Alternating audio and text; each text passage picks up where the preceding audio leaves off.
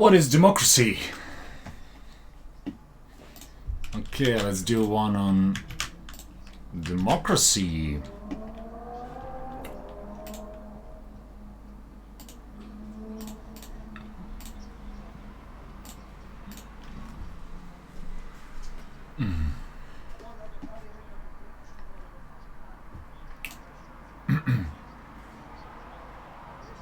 Oh.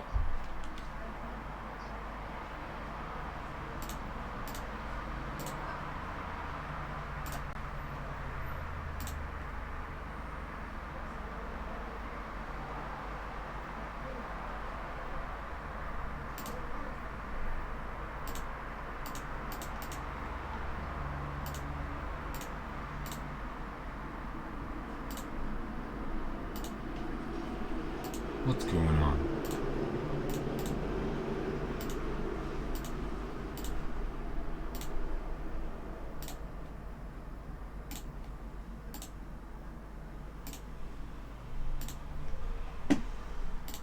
Inclusive way.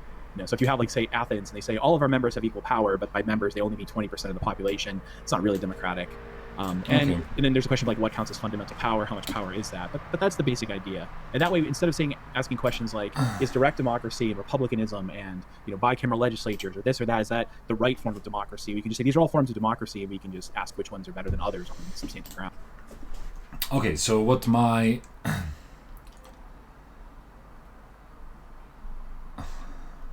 well, what I see as a fundamental problem to democracy is if you have 100 stupid people to vote for something and 2 smart people, it's like there can be a problem there. But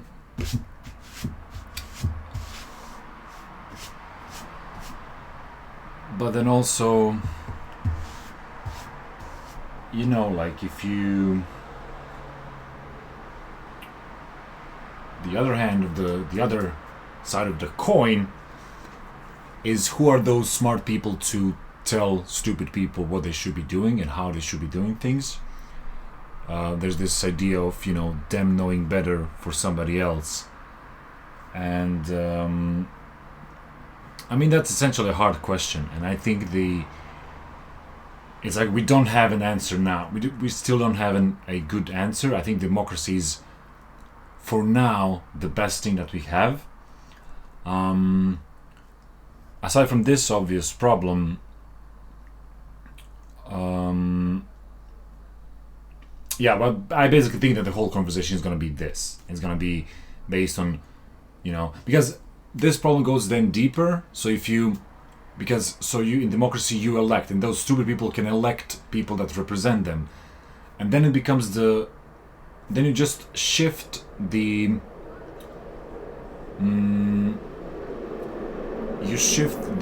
interest of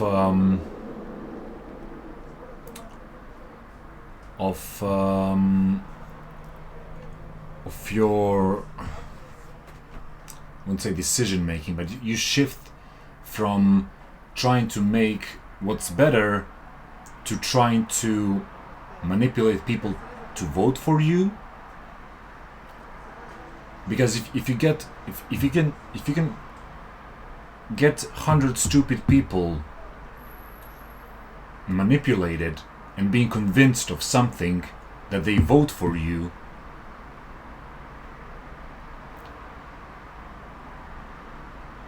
that's bad then. And then on the other side, if you have 2 very smart people that see what you're doing, they will be the minority, and they will not be able to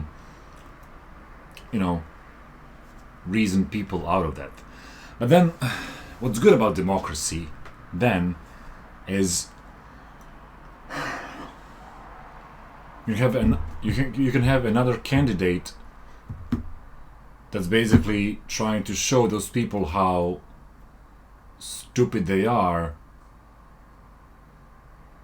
and it's trying to sort of reason them out of this delusion, so it's pretty complex, but I still think it's the best thing that we have for now. and just because there is always the other side, I think this competition, I think it's better than not having any, because like realistically, what's the alternative to democracy? It's like you have totalitarianism.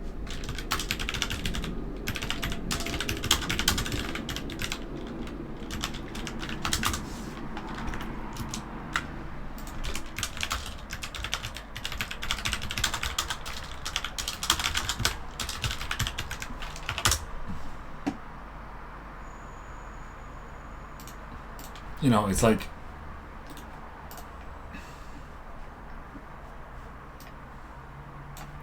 monarchy, dictatorship, oligarchy, theocracy, one-party rule. Those are all, like, none of these have, I think, well, it's like, I'm not sure if in oligarchy,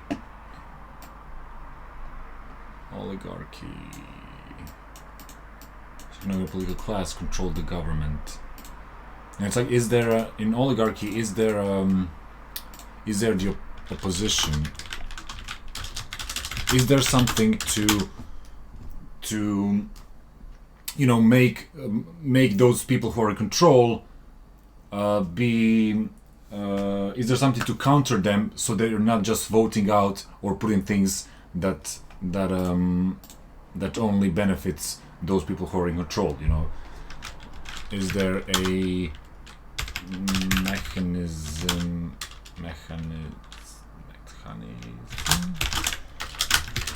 that puts the power, that restricts power to the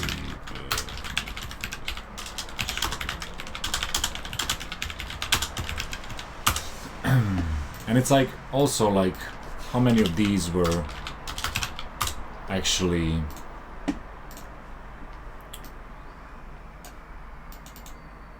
should the power and that is remain concerned with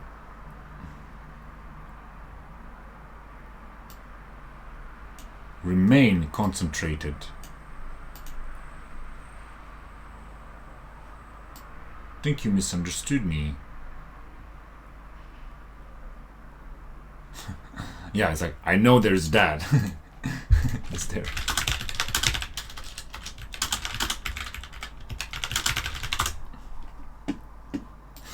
The opposite.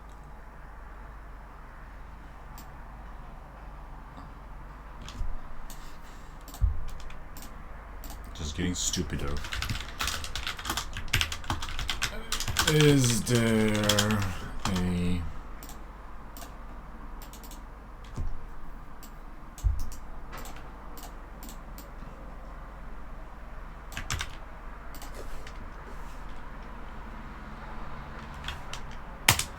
Did I word that right?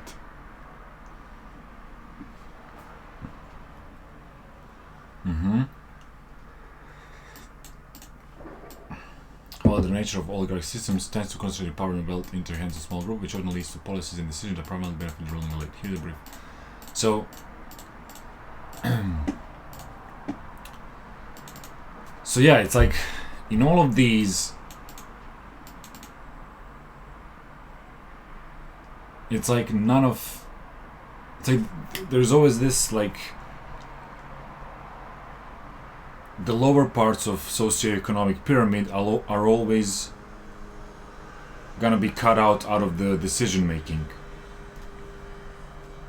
which I think he will argue is good, because, well, the rich and the educated know better, you know, how to control things, how to run things.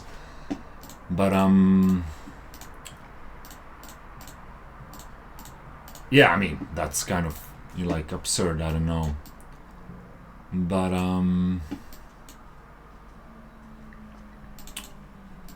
meritocracy by vision selected then advanced based on their abilities and talents rather than about social status. This and promotes skill opportunities or rights based on merit. Dispute power more fairly. Has this been ever implemented?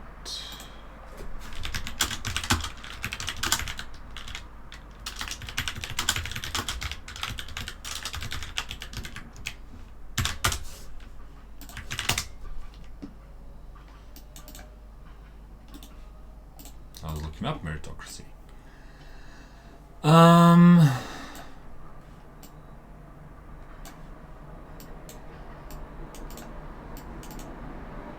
Considered at least in the 6th century BC, when it was Eric who invented the notion those who govern should do so because of merit, not inherited status. This sets in motion a creation of nation. Bureaucracies open only to those who pass tests. This is cool. So for the government to make complex network of officials, prospective officials could come from rural background. Government positions were not restricted to the nobility. Rank was determined by merit through the civil service examinations.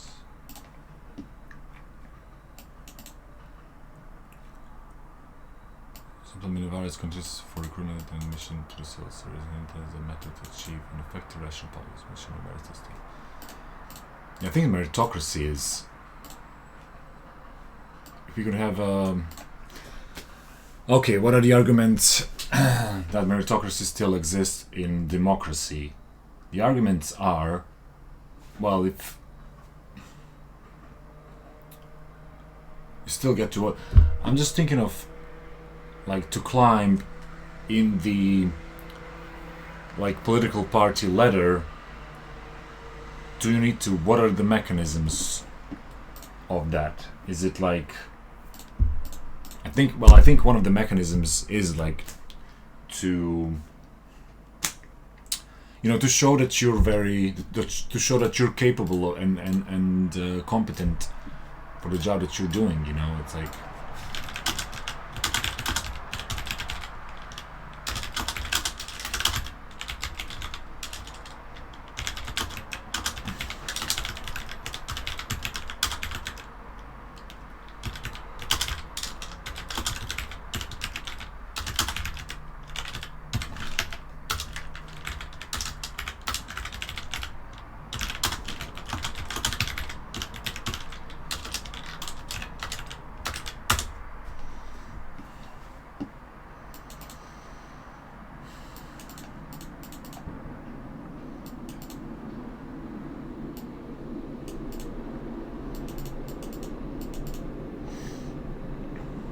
Okay, yeah, networking and alliances.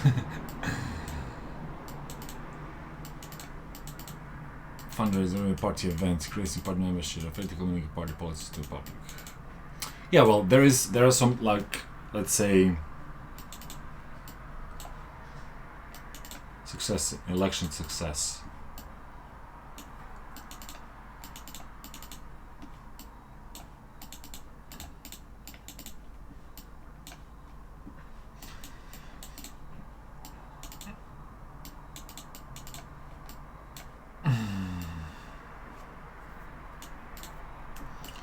Yeah, so there is a sort of meritocratic, let's say, mechanism that is that's also involved in democracy. It's like from if you engage with your local community, and then you get elected locally, and then you build some networks. Which I'm very like, this is I would say the most questionable part of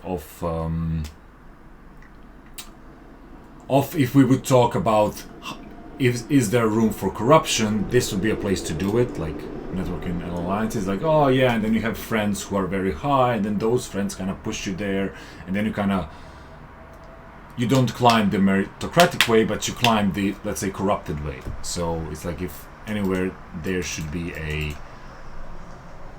sort of a place for a check. There should be a spot for some kind of regulators or something like that to pay attention to.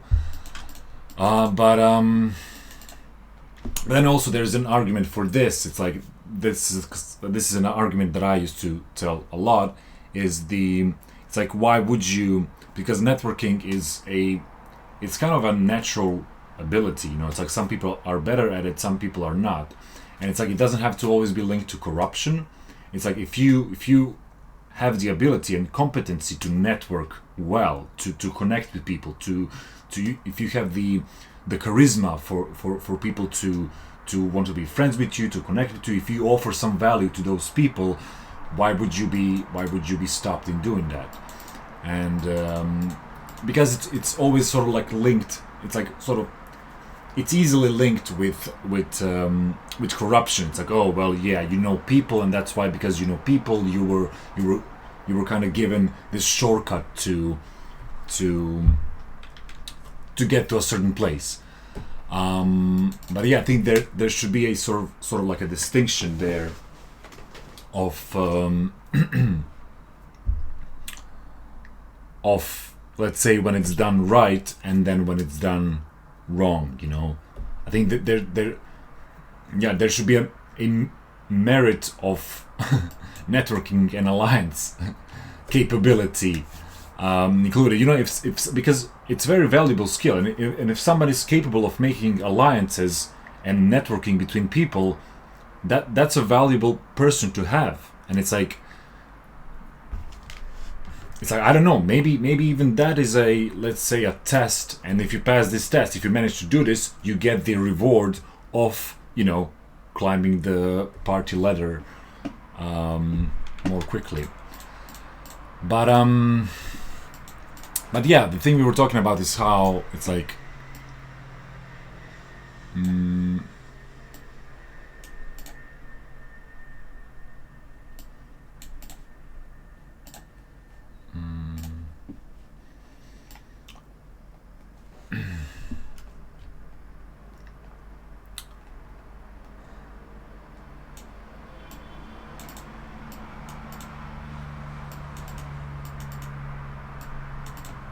this is UK's constitutional monarchy. But yeah, the thing we were talking about is like how it's like every other form of government includes, like, some would say that the fact that people who govern change a lot, like in democracy, you get this party, you get that party, and like the people who make legislation and who govern the country change. They can say that that's a good, because it sort of stops the you know, authoritarianism, and stop this like one party thing where the government is constantly controlled by a single, you know, unity of people. What's up with talking? By a single, you know, entity, by a single, you know, constellation of people, and that constellation can get corrupt, and that constellation can get, you know, bad, and just sort of can make legislation and laws that sort of empower them and not the overall public. So some people say that's a good thing about democracy. While on the other hand, there is an argument that because the democracy is changing, because you only get 4 years being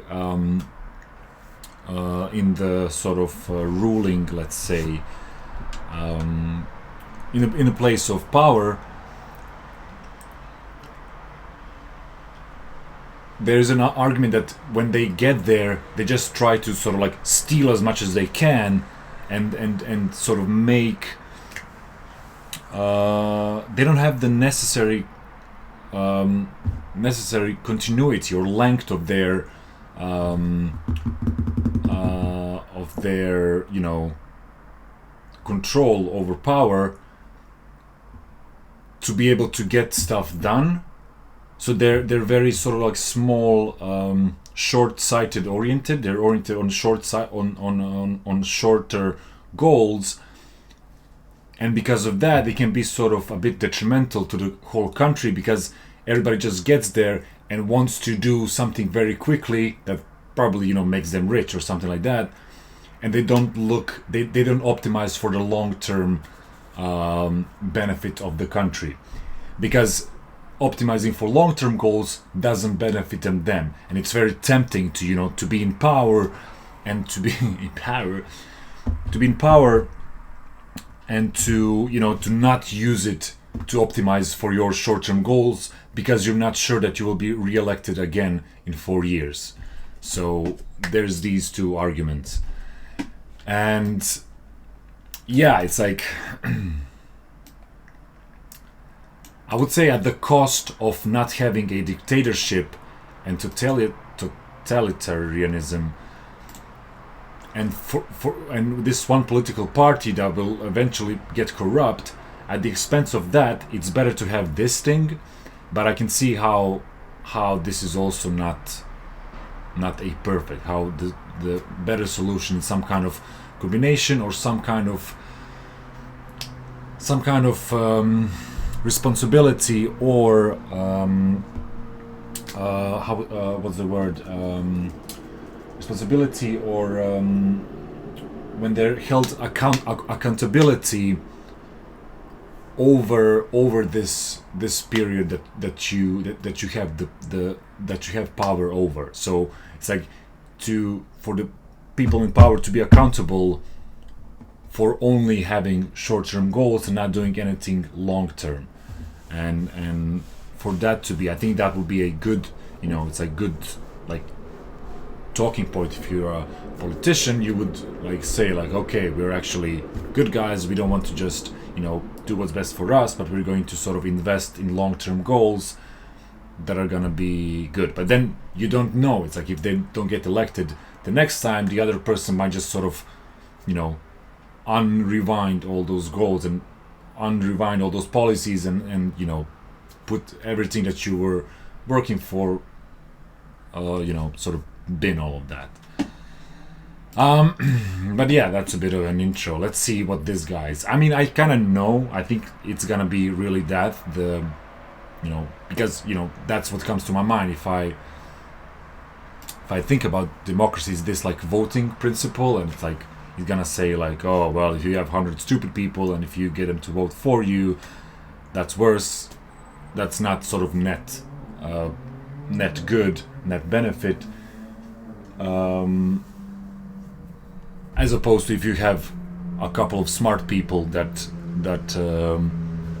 make sort of rules and laws and that know actually how to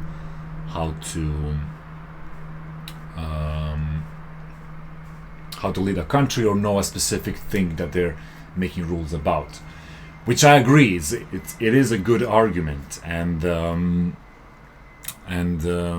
yeah, I agree that definitely there should be some kind of that that not all of us should be involved in making decisions that first of all don't concern us. It's like, why am I gonna vote what's happening at the other side of the country? It's like, if it doesn't concern me at all, why should my vote have the same amount of impact or weight to it as the vote of somebody whose that problem is sort of like immediate surrounding. So yeah, I think there should be some kind of like a weight system added to it, and that it should be based on sort of like the proximity of the problem. But I think that's also a bit of a more of a sort of like technological. We need a bit of more like like robust technological solutions that will make this happen. And yeah, I'm totally up for those things. But it's like, it's better to do that from a perspective of democracy, because then you at least have a chance for somebody with those type of ideas to actually come to power and make those ideas come true, rather than from point of one sort of totalitarian ruler who's gonna rule him and his family for years and will never sort of adapt that kind of a thing because it doesn't benefit them. So,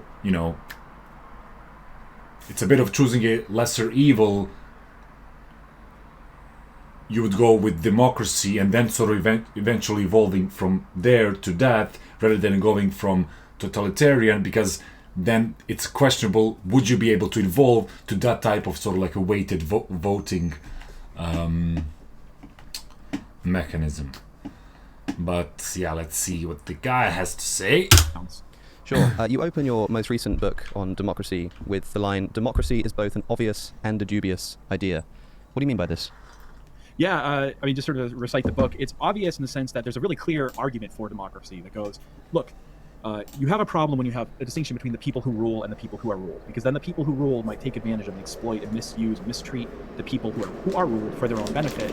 So the obvious solution is to eliminate that distinction. People rule themselves. People tend to know what's in their interest. They tend to know what's good for themselves. They'll make good choices in the long run, and then as a result, there'll be less exploitation. The government will work for the advantage of the many, if not literally everybody, at least many people. And it's just too bad it took us so long in history to figure this out.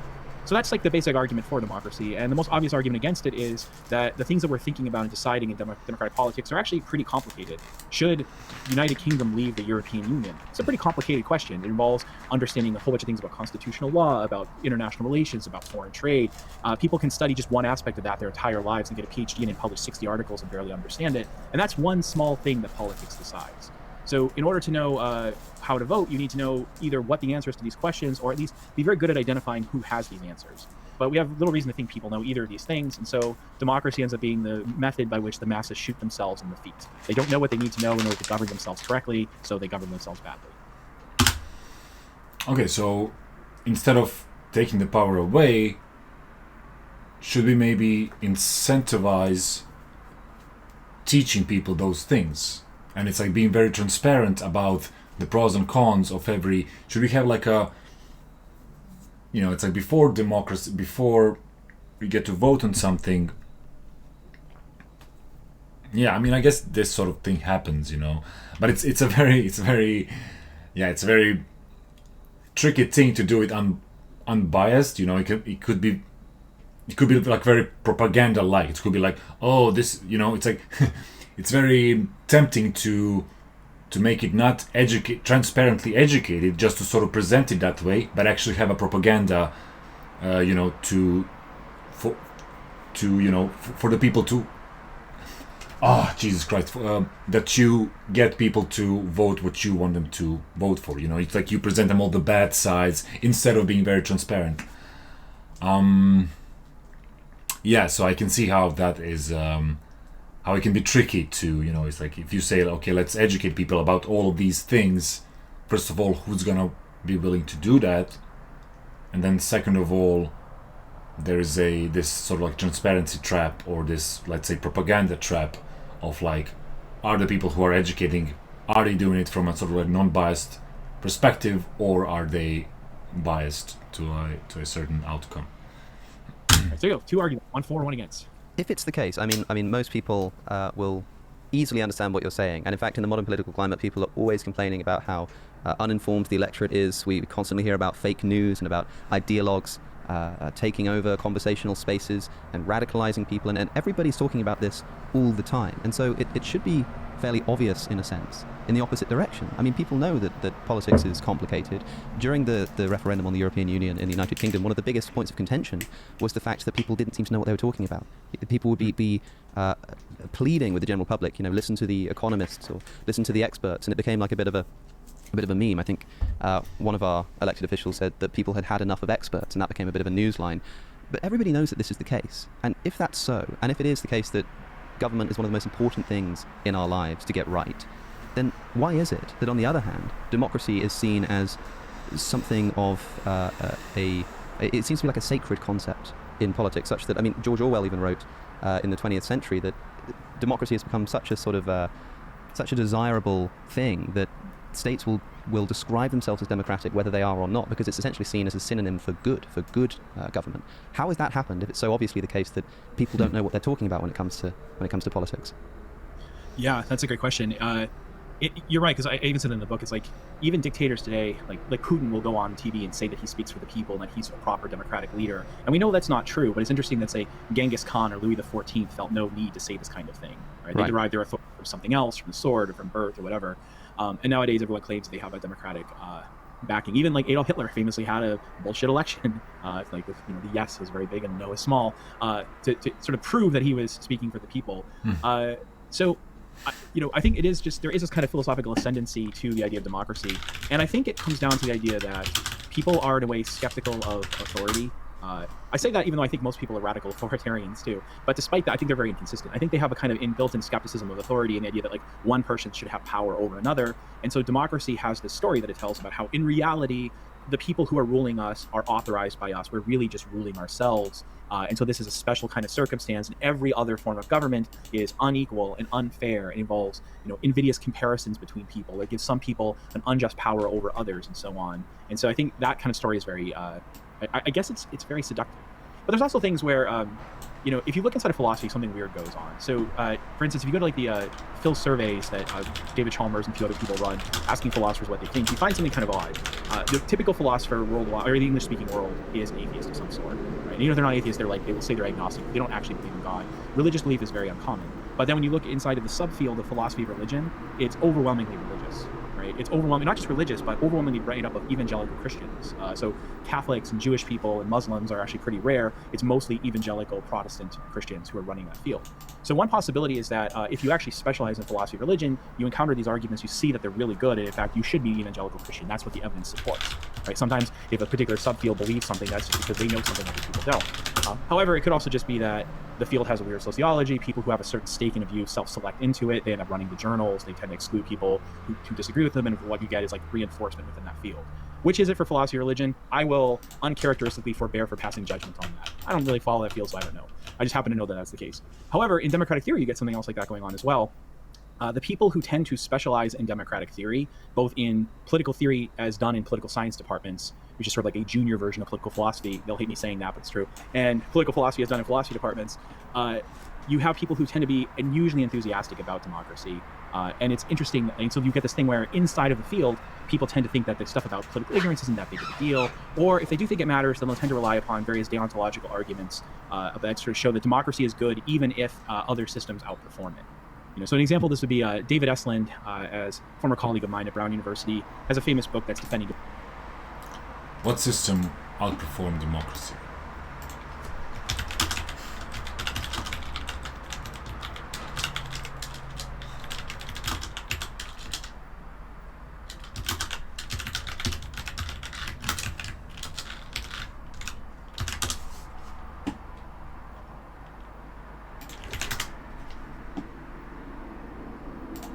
I'm not gonna.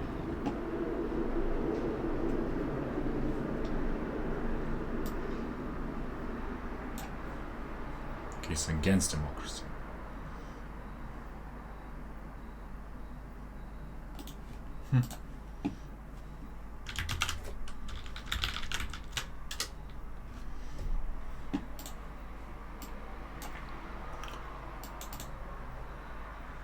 Not necessarily outperform autocracies in a growth acceleration episode, though they're likely to prevent large growth collapses.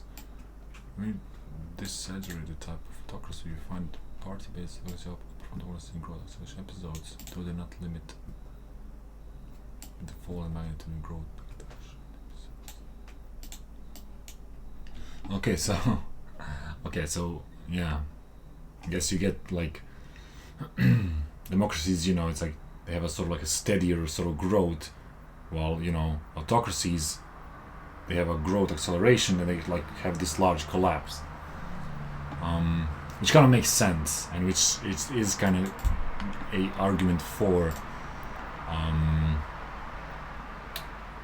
this change of people that have power, so it doesn't get too corrupt and too sort of like settled in, because it's like when that happens, when that falls, it falls phenomenally. It falls in a big way. So it's so you have, in democracy you have more kind of like a steady growth with small falls and ups and downs. Well, here you get this big thing, and then when it falls. Democracy, and he says epistocracy, which is a system in which the right to vote or the power of one's vote is in some way weighed according to knowledge, probably would outperform democracy, but it's just excluded on other grounds. He basically says you can't prove to the average person who counts as an authority. They have on other grounds. He basically says you can't. So he's so he's saying the weighted vote should be for the people who know about the topic. Which is kind of fair. Probably would outperform democracy, but it's just excluded on other grounds. He basically says you can't prove to the average person who counts as an authority. A reasonable person could go, I don't think you're an expert. A reasonable person could say, I doubt that you really know what you claim to know, and so on. And we can't prove otherwise, so they can just exclude this. Okay, so then there is the, how would you weight it? How would you determine who has more weight? Okay, well, that's a fair problem. Any solutions, Ivan?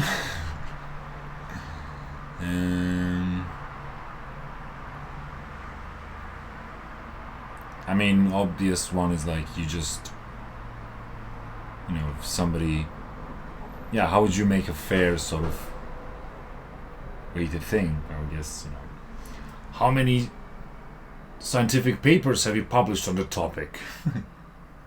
And it's like people just publish papers to just get the weight so they can have more power and then be bribed by other people to vote for certain things in certain ways. So he has this like sweeping principle that cuts out almost all possible forms of government and leaves us with just 3 choices, and then democracy is the best of the remaining choices. And we don't have to get all the details of his theory, but that's the kind of thing that you see is often heavy down. What 3 choices? Democracy, one party rules them all, or totalitarianism? Was the third choice? Logical arguments on behalf of democracy as opposed to consequentialist arguments about how well it performs. But there are, however, just people I don't deny it. I mean, there's a recent paper that came out in the American Political Science Review that was responding to me and a few others. And one of the weird things that authors do is just deny that all this overwhelming evidence of political ignorance actually says people are ignorant and that it really matters. And I'm just like,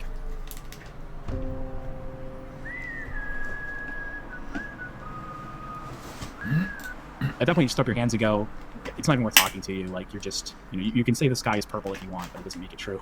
Well, you said a moment ago that it's interesting that sort of monarchs of the past, for example, didn't feel the need to even feign democratic legitimacy. I think there's always been, so long as political rulers have in some sense been in the hands of their citizens, that is, there's a chance that they could rise up and overthrow them, there has to be some reference to the people. I think maybe the difference here is that in a democracy, the idea is that people get to decide, whereas in something like a monarchy, the idea is that people don't get to decide, but we're going to decide for your sake. We're going to decide because it will be better for you this way. And the change in the modern time is, I think, something you've just alluded to, which is that whereas previously democracy might have been valued instrumentally, that is, people might think, well, you know what, I think the most effective way to bring about good government is to do democracy. And then a monarchist might say, no, I think a monarchy is a much better way to bring about that end, and you can debate that. Once democracy becomes the norm, it's no longer that people believe in democracy because they think it brings out the best results, but because there's something intrinsically good about democracy itself. And that's why now you can't have a world leader, you can't have a Putin stand up and say, well, sure, like I'm an autocrat, but I'm doing it for the sake of the people, because people don't care about it instrumentally anymore. They care about the intrinsic value of something like democracy, and so he has to say he's a Democrat. North Korea has to describe itself as democratic because democratic has become something that's intrinsically valuable. This, I would imagine, is something you would see as a mistake. I mean, he has a point. It's like because nobody will claim that they're not democratic anymore. It's like and we don't get tests for that. So because we don't get like true tests, because, well, I guess nobody wants to, because everybody thinks that this is the best way to go. Like, nobody wants to actually live in a country that's sort of the test country for purely, openly, autocratic regime. Even though, Russia and like North Korea or South Korea, which one?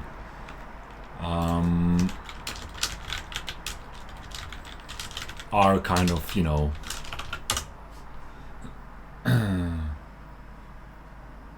so it's South Korea.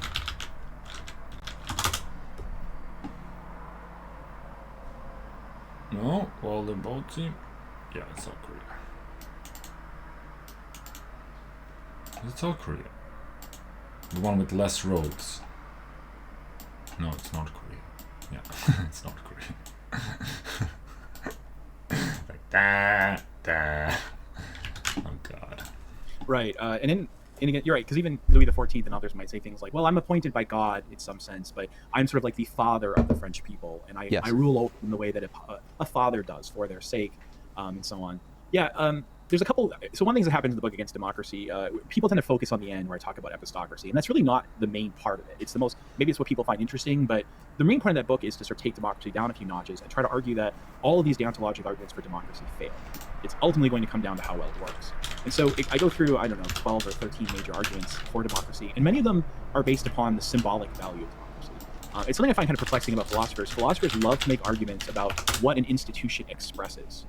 So a whole different field of research of mine is on things like people say, sure, a market in kidneys would save lives, but we shouldn't have it because putting a kidney up for sale expresses the idea that a human life is not of intrinsic value and is not sacred. So we have to let people die in order to express that people have sacred value. And that's a very common argument that lay people make, that the Pope makes, that Michael Sandel makes. People make similar kinds of arguments in democratic theory. It's something I find kind of perplexing about philosophers. Philosophers love to make arguments about what an institution expresses. So a whole different field of research of mine is on things like people say, sure, a market in kidneys would save lives, but we shouldn't have it because putting a kidney up for sale expresses the idea that a human life is not of intrinsic value and is not sacred. So we have to let people die in order to express that people. Yeah, it's because you kind of need standards, and it's like if it's like you need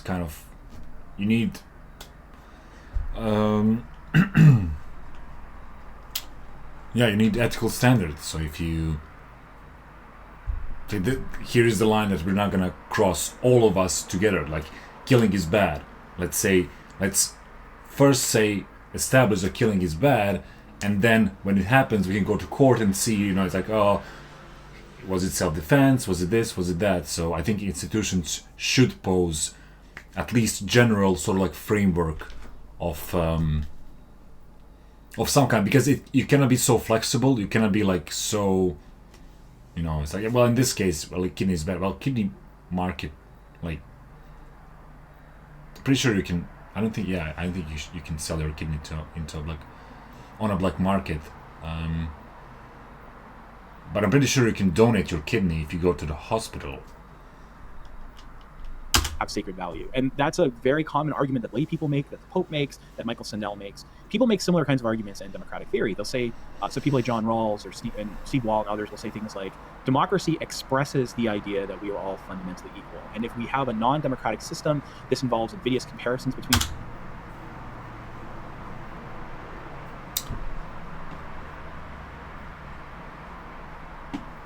Yeah, I don't think democracy... It's like you're not equal as to the politician you're choosing. It's like we don't have the same amount of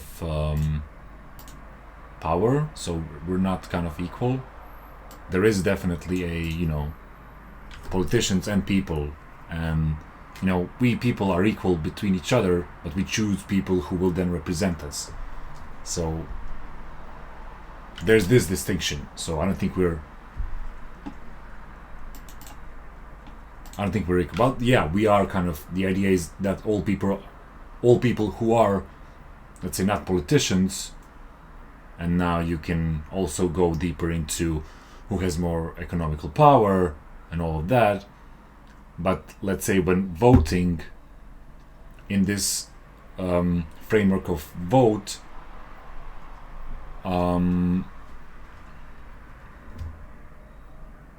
let's say that then their people are all equal, or that's what the democracy wants us to people believe. It will hurt their self-esteem. It's saying that one person is better than another, and that's the basic idea, and then people flesh that out in more rigorous ways than giving them credit for in this brief discussion. But they find that really compelling. Democracy expresses equality. Other people just say democracy simply constitutes equality. If you have a system in which some people rule and some people don't, the people who don't are simply less equal. They're not as valuable. They're not as powerful. They have a lower status than other people.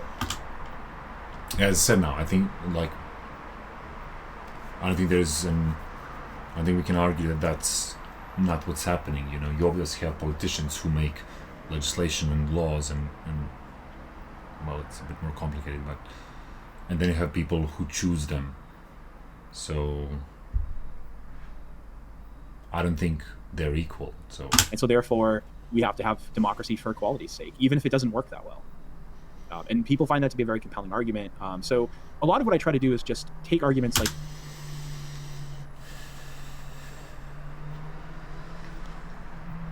Yeah, even if it doesn't work that well, well, why don't you make a fucking country yourself and then try the epistemic? No. It's like, yeah, I think it's very costly to, to try to switch from this. I think there should be maybe like a, you can. The good thing about democracies is the argument that I was explaining before, is that if you had some kind of autocracy, you wouldn't be able to express these ideas. But through democracy, if you elect the people, if there is enough people who think these ideas are good, then they can be elected and expressed and tested. And then if it doesn't work, other people are gonna come to power and they can change that. Well, in autocracy, you wouldn't be able to even implement that. You would just be like, okay, this is not working for us. You go to jail, you go to gulag. So yeah, I'm just coming back to the argument of saying like democracy is the best place to test those ideas because it allows for that. But yeah, it's a big it's like how would you? It's like the thing he's saying. It's like how would you?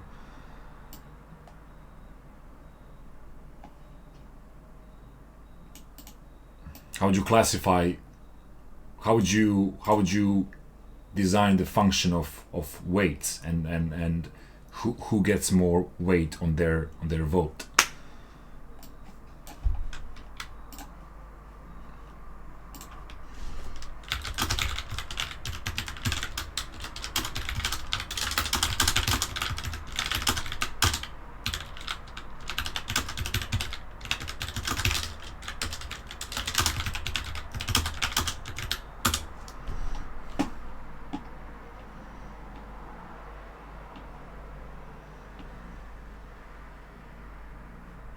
Complex and debated topic. Here's a brief overview of how to official weighted design or imagine.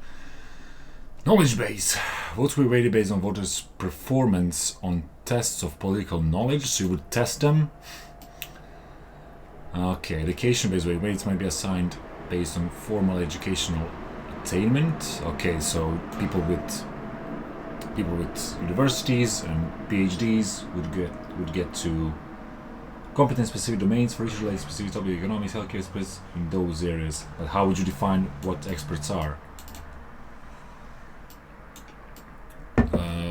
Graduate weighting instead of binary or qualified or unqualified system weights could be assigned. Well, I was thinking about that the whole time. Yeah. So I had an idea of the voters' dynamic weighting. I had an idea of sort of like dynamic weighting, where so you get more weights to your vote if you're voting for a policy that wins. So let's say, for example, you vote for the UK to get out of EU, and that vote goes through, and all the people that voted yes get assigned more weight to them. So you have this history of weights, and then you optimize. So actually, what would you optimize for? You would then optimize for. You would bet, or you would try to choose, or think what the majority thinks. And that's actually a pretty interesting thing because, yeah, there's this. Because I'll be following this research of a guy that sort of has his hedge fund, and he's doing something similar where he asks people. So he's trying to predict the prices of certain financial instruments, and the way he's predicting is he's using the collective intelligence, so wisdom of crowds, but in a way that he asks people what they think about what's gonna happen, and then what they think the people around them think what's gonna happen. And that kind of makes some kind of like a psychological. It makes you more sort of, I don't know, unbiased, but it kind of, he says, he proves, or well, he's earning money for that. He has a like a fund for it. He said that produces a kind of like a different, more precise sort of outcome, and you get better voters and worse voters, and better voters tend to be the ones that move in non-homogeneous crowds. So if you have friends who are left and right, you get to be a better voter. You're not in the bubble. So that's an interesting thing, because if you apply that to this principle of weighting votes based on what you think everybody's gonna vote for, then that function would result in what would it result in? So it would result in people who are good forecasters of what other people think. So it would result in people.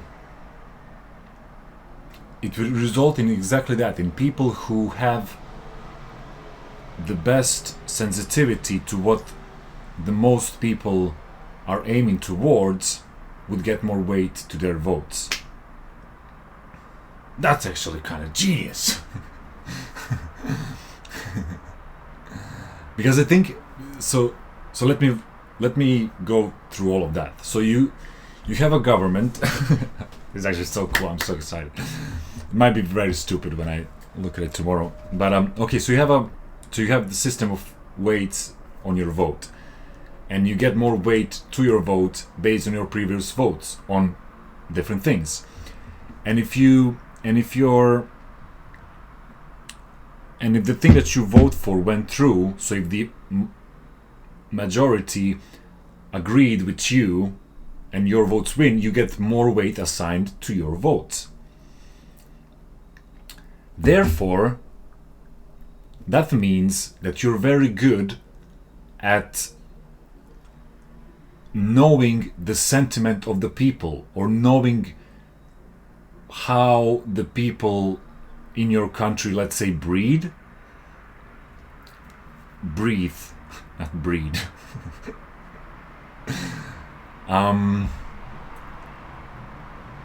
Which will be a very interesting thing.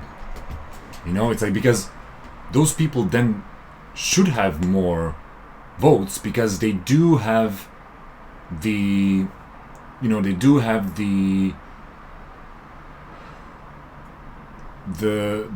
sensibility of let's say what's good for most of the people and what's bad.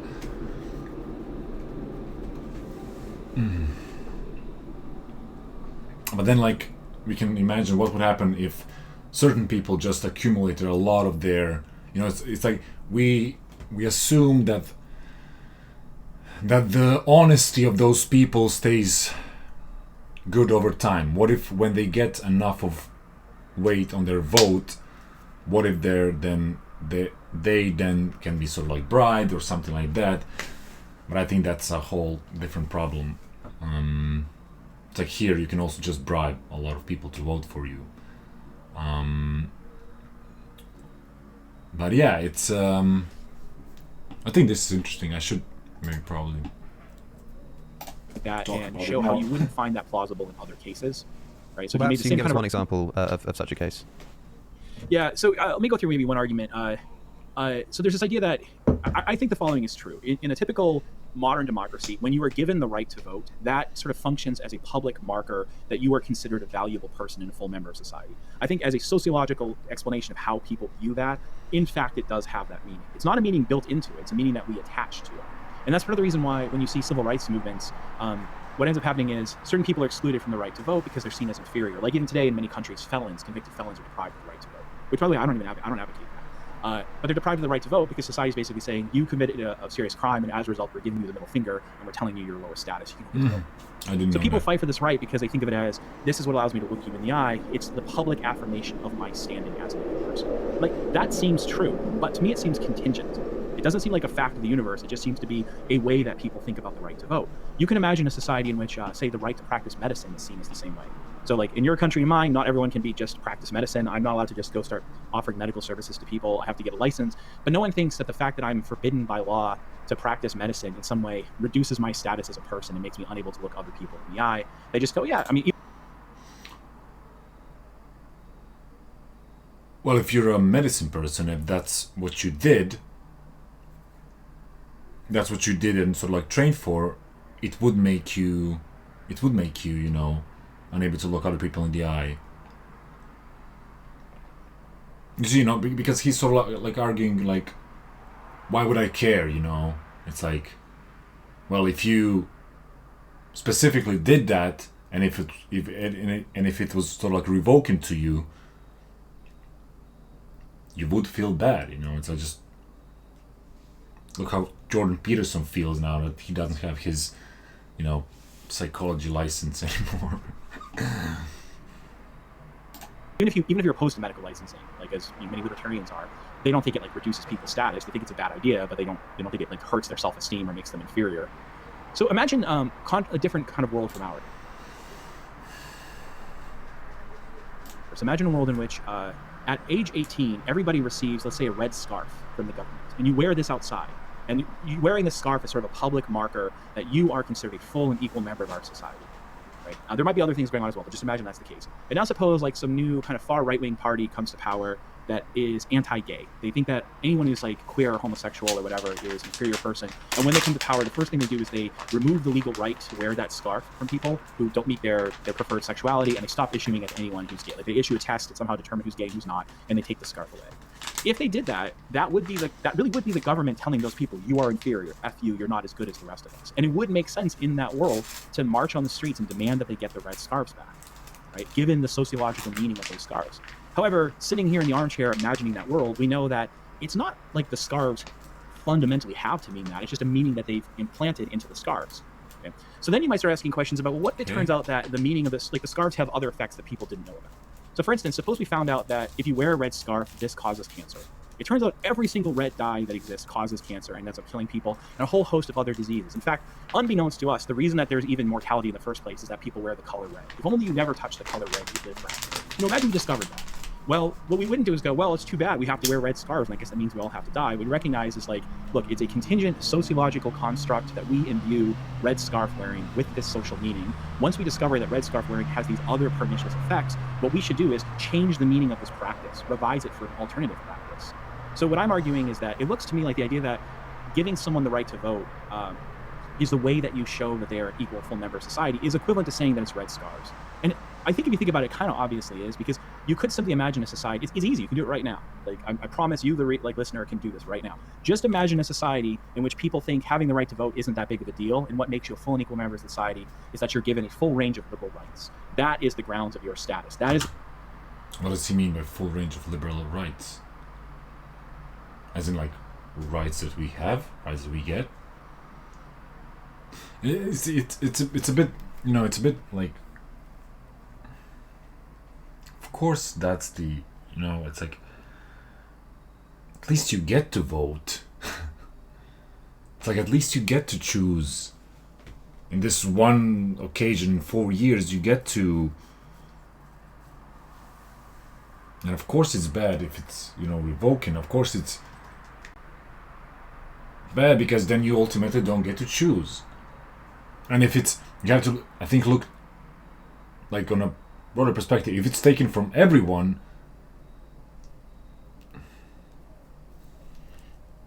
the grounds of your power. That's what makes you a person. That's what makes you a thing that deserves respect.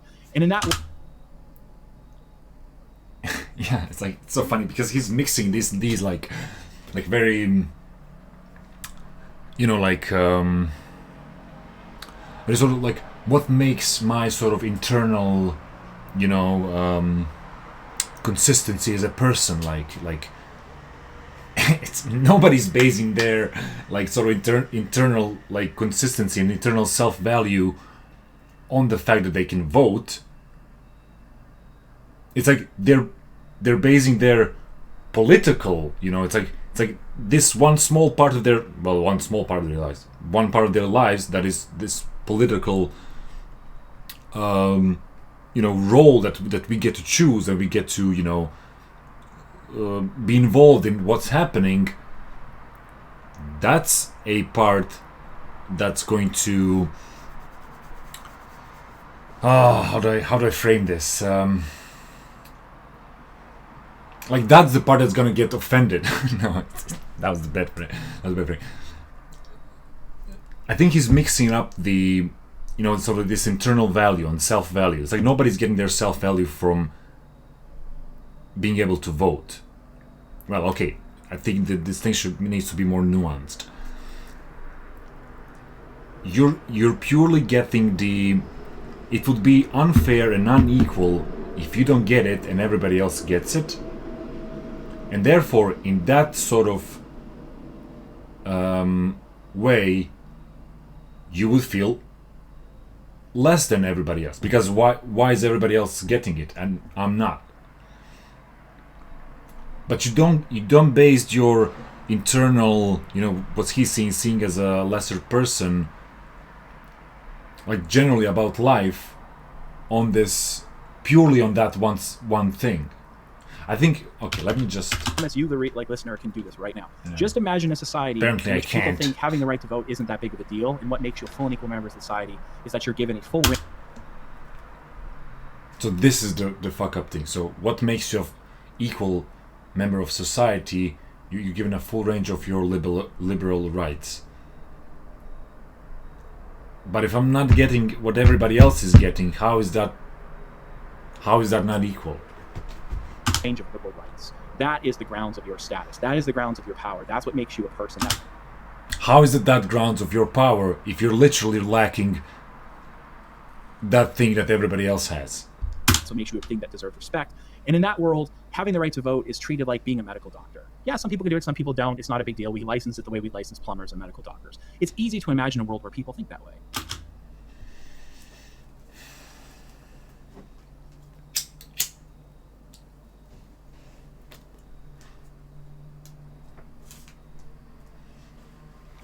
Imagine the status around that. Imagine what the status around that would be like. Like, oh man, yeah, here comes George the Fourth. He's able to vote. Oh, ho, ho. Like, I think it would. I mean, even in the idea that we talked now about, like recently, about the weighting and how it would make you sort of, how you would get sort of your history of votes. I think it would inevitably have like social status thing. It's like people would, look towards those people who got more weight on their vote and be like, oh yeah, well he's obviously somebody who knows how to do things, so he's. So I think he's here regarding it as, well, it's not gonna be a big deal. It's like, well, doctors are a big deal. They get paid a lot of money to do what they do. It is a status thing. I think he's a bit of a, I don't think he's a bit of a lightweight in the, I think his description is a bit, he's saying that it's not gonna have, or he's at least implying that it would be just like oh well, I get to vote, you don't. I think it would be a big deal. I think it would be okay, look, this guy gets to vote, I inevitably think that it would be some kind of social status associated with that. So now it's a question of, should we think that way? Yeah, I mean, I think I would hesitate to call the medical practice and voting analogous in this circumstance for the reason that if we imagine this world where, yes, okay, being a full equal member of society is signified by having a full set of liberal rights. The thing about voting is that whoever gets voted for is going to be able to directly affect those rights.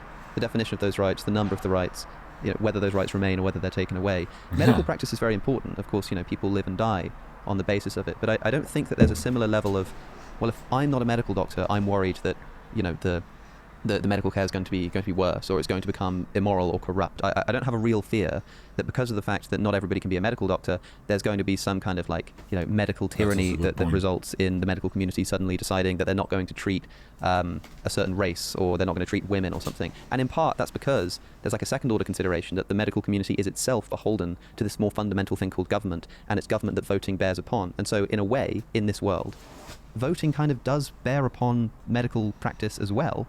in the sense that if you do have a problem with the fact that, you have to get a medical license, the way to solve that problem is through governmental action, if you see what I'm saying. And so I think that I understand what you mean, that it's not necessarily the case that being able to vote means that you're an equal and full member of society, but there's a level at which not being able to vote does put that in jeopardy in a way that not being able to be a medical doctor doesn't put your physical health in jeopardy. Yeah, I agree with that, and I agree that's an important argument. I think it's a different argument, and for what it's worth, the argument I just gave you about the red scarf thing, that comes in a section after arguments like the one that you just gave. Sure. So I think a different set of arguments that are they're kind of deontological, they're kind of consequentialist, are arguments that in some way push what you're just saying. Giving a person the right to vote is essential to protect them. It prevents them from being dominated. It's the mechanism that ensures government responds to their interests, et cetera, et cetera. And there's a variety of different versions of this. I think I go through like 6 or so in the book. And so I think the response to that is to ask, well, what exactly is the value of a vote to a particular person or even to a group of people? So someone like, let's say Philip Pettit might say that I might be dominated if I don't have any kind of ability to participate in government, but it seems pretty implausible that my ability to participate in government is going to be the thing that protects me from domination.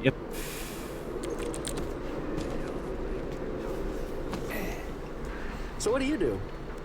If whatever, like let's say, people vote in sort of like demographic blocks, right? Like you're a member of a certain race and like you think of yourself as a member of a race, or you think of yourself as a particular kind of identity. In fact, we have strong empirical evidence people do this, so that's not an unreasonable supposition. It's probably true, actually. Whatever group I belong to, if everyone in that group but me has the right to vote, that's going to offer me as equal protection as everyone, including me. It's not like my individual right to vote is going to make any kind of difference in these things. It's just astronomically unlikely that it'll ever have any profound effect. I mean, having a right to vote is like having a bucket and a tsunami is approaching you, and the tsunami is all the other voters. Like, you don't really matter. So what they have to try to do is... Yeah, but it's like if everybody would think that they don't really matter, it's like the tsunami was made with everybody having the buckets, like argue that it matters on a collective basis, and like the reason that you have the right to vote is not because your individual right matters, but because just distributing votes widely has certain kinds of effects. But now we're back into these kinds of empirical arguments about how do people actually use their votes? Are they using them to protect themselves? Are there alternative systems in which people might be better off? Then we get to some weird results. Things like elite voters are actually more liberal than non-elite voters. So like the masses are much closer to being Nazis than like the elites are. The masses wouldn't say that about themselves, but we have all this evidence. We know we're not saying they're Nazis, but we know that they tend to be illiberal. They actually tend to be more authoritarian. That's one of the reasons why populist movements usually lead to authoritarian results, because the masses don't really believe in constitutional limits and these other kinds of things. They believe in having a strong person who just pushes other people around and gets their way. We can start asking about, do the masses actually vote on their interests? Yes. Right? So this is like we're like the model of how democracy works really matters, and this is really why I got into democratic theory. I happen to like have a background in economics and political science, and I knew about the work that people were doing there. And then I would read democratic theory as done by philosophers and go, what the hell are they talking about? What does this have to do with the real world? It's not a justification of democracy as we find it. It doesn't justify the UK government or the US government or the French government. It's justifying a hypothetical government where people behave differently from how they behave. And so I think the model of democracy that most people work with is what I like to call the 6th grade model. I like to call it that because in the United States, like around what we call 6th grade, you're typically taught this. Like I have a kid who literally just taught this in 6th grade, like this year. So the model says that the typical adult has a set of values and things that they care about. They might learn from other people, but they care about some stuff. They don't have to be selfish. They might care about the environment or divinity or love or social justice or whatever. They have values. And then the second step is they learn how the world works. So they find out like what causes how institutions fail or succeed, what things are able to do, what is the government able to do and not able to do? How does socialism work? How does capitalism work? How does this law work? So on the basis of this empirical information about how the world works and their values, they're going to form some sort of ideology, or at least an ideological bent. They're like, I think that this set of institutions or laws or rules has a tendency to promote my values better than the alternatives. The next step is they go on election day and they look for the party or the person who best matches their ideological bent. Now, the theory allows them to be strategic and sophisticated. It could include things like, I recognize that maybe the party that best matches my bent has no chance of winning. So maybe I'm going to vote for second, third best party. I might even do things like, maybe I recognize no party supports my views, but if I can have gridlock, that would be better for me than not. So this can allow for strategic voting. But the basic idea is they vote in order to cause government to do things that promote their values based upon their ideological bent. Okay. According to this theory, everybody is doing this, and then the parties are themselves trying to win power. So when they run candidates and run platforms, they're doing this in order to get power for themselves. They're going to run things that they think will actually succeed and get them elected. Right? So it might be that because the people want this and not that, this is what we support. And then, as a result, when the parties come into power on election day, the person who is elected, or the party that's elected, is going to match the ideological preferences of at least a large chunk of the population, if not literally everybody.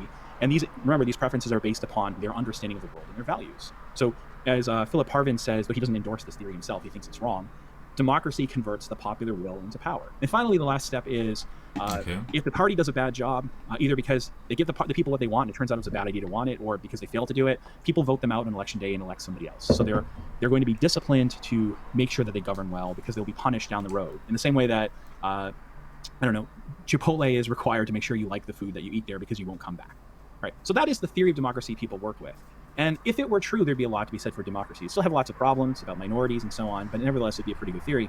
The problem is probably every single thing I said was wrong. Every single step of that is mistaken. Like, not a single bit of it is correct. It turns out we have lots and lots of evidence of this. Even in fact, the very earliest studies of voter behavior by people like Philip Converse and others were finding bizarre things like the typical person does.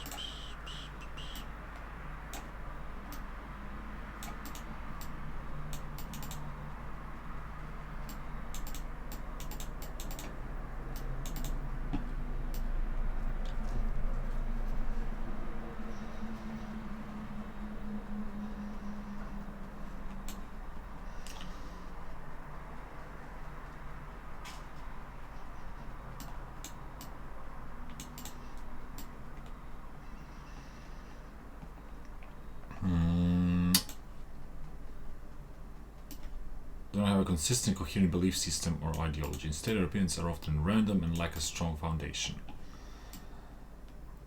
So, on several levels, based on their political sophistication and the extent to which their beliefs are structured. Ideologues. Small percentage of voters who understand and use abstract ideological concepts.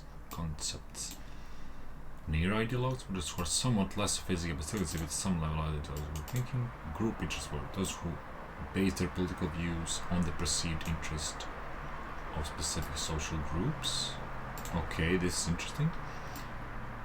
Nature of the times voters whose opinions are shaped by the current events and their immediate impacts.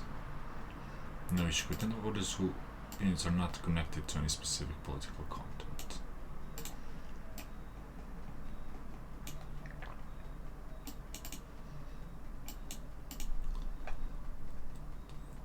Falls into the latter categories.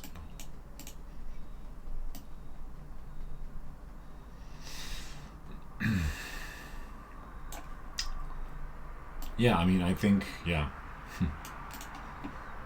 It's your job. It's your job as a political party to get all these people to vote for you. It's like you need to provide, for ideologues, near ideologues, group interest voters.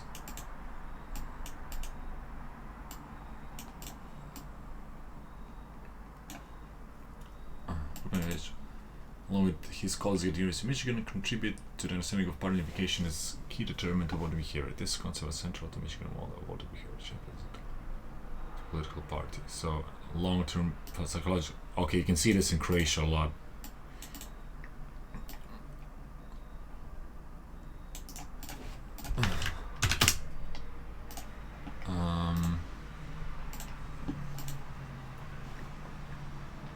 Non-attitude is referring to a phenomenon where survey respondents opinions on issues they have no real views or knowledge about simply because they're asked.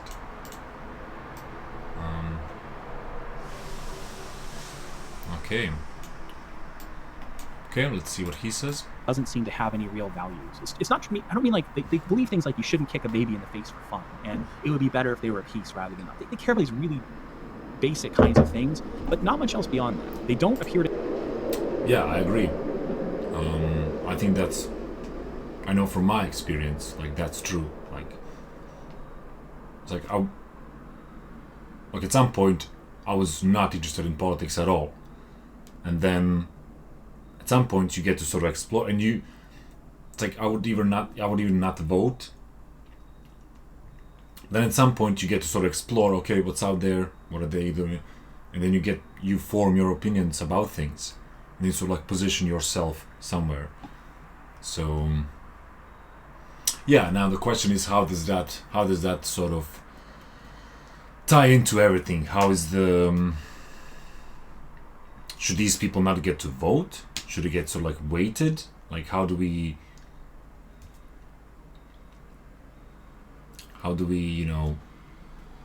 separate those groups?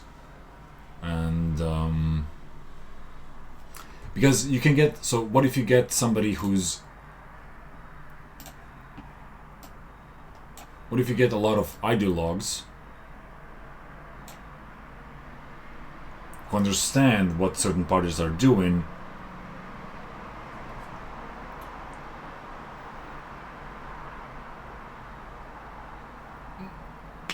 yeah, but have sort of like preference to a specific thing because of their personal opinion, let's say.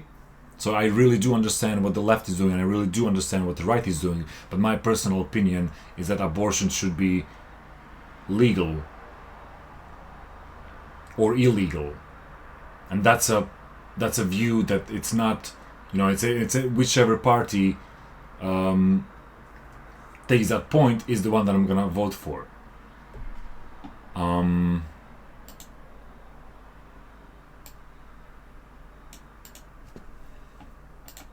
Yeah. They have something like an ideological bent, right? So there's a good book called Neither Liberal and Better If They Were at Peace Rather Than Not. We're finding bizarre things like the typical person doesn't seem to have any real values. It's not, I don't mean like they believe things like you shouldn't kick a baby in the face for fun, and it would be. Yeah, I guess it would be fine, if they.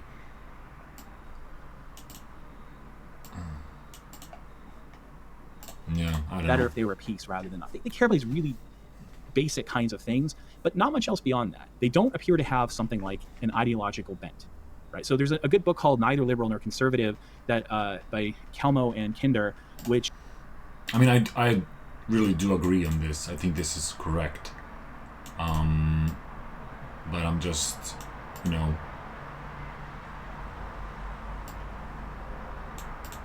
it's like, okay, if you don't have a very formed ideological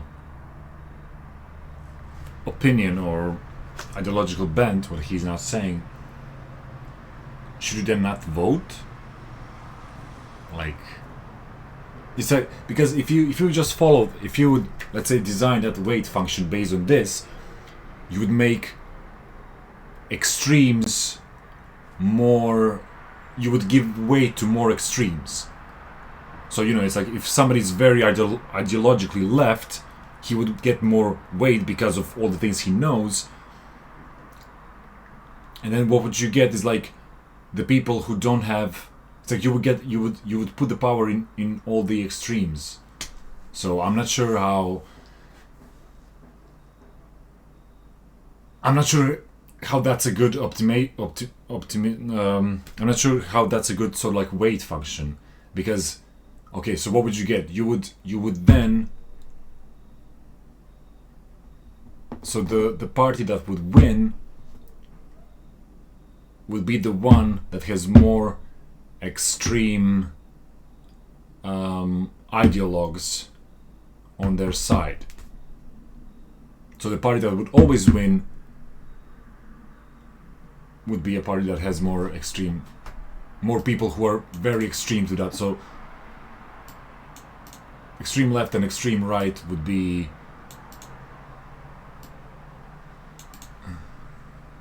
but yeah, what if you have a party that's not extreme left or extreme right, that's like, center, but people who vote for it are, ideologues for that party? I don't know. Goes through about 75 years of evidence on this, their own work plus other people. And their high estimate, granted this is American data, but their high estimate is that something like 15 to 16% of the public, maybe it's like 20% of the public, has something like a stable ideological bent, and the other 80% are just non-ideological. oddly, these people vote for the same party almost every time. Very few people swing. It turns out most people don't know what their party stands for. If you interview them and ask them what they themselves stand for, they'll give you an answer. But you can ask them the same question a month later, they'll give you a different answer. If you ask them why they changed their minds, they'll say, "I didn't change my mind. I've always thought this," which isn't true. We know it's not true. Or they can just be like, "Yeah, whatever. I changed my mind with this. I was presented with some evidence and I've changed my mind." Like, how is he basing? Like, so he's basing that it's good to have these. That it's virtuous to have these very stable ideological convictions, which I'm gonna question. Like, is it virtuous to be extremely convinced in what you think? Like, shouldn't you leave a room for it to be questioned? They'll vote for things other than the basis of ideology, and the political system reflects that. Plus, people don't have the information that they supposedly need to know. So Apaya has a good sort of summary of this alternative view, which is often called democratic realism, which says that people vote for who they are, not what they want. Voting is sort of an expression of my identity. I'm a Boston Irish Catholic. Other Boston Irish Catholic people, they root for the Boston Red Sox. So to show I think there's definitely also this involved. that I'm one of them, I'm also going to root for the Boston Red Sox. And when I do that, I get social benefits. They drink this beer, not that beer. So I'm going to drink that beer too, and I get social benefits. And one of the things they do is they vote Democrat. And when I vote Democrat, then they go, you're one of us, and I get social benefits. So on the realist view, the majority of people are, like, overwhelming majority of people. Well, that's normal, like, group psychology. That's normal, It's like it's not limited to voting. It's limited to everything. Oh, they listen to punk music. I'm listening to punk music. I want to be part of that group. Political affiliation as an expression of their identity for social reasons. Policy is incidental. Politics is not about policy. On this view, elections are, in fact... Okay, so is it good for things to be like that? No. Because then politics is not about policy. Politics is about this group sort of identification. But yeah, what would be interesting is to see this group over time. And I think it's like if your group that you identify with over time sort of becomes corrupt and obviously something that's bad. I think it's like over time your group would also change. It would sort of shift to a different side. So yeah, I think there's a degree of but there's definitely that happening. That's what I think, at least. Essentially random events. And even, by the way, on this view, the majority of people who seem to have an ideology are actually just copying what their party says. So a nice instance of this is it's like, I don't vote I'm not pro-choice because I'm not a Democrat because I'm pro-choice. I'm pro-choice because I'm a Democrat. That's the idea.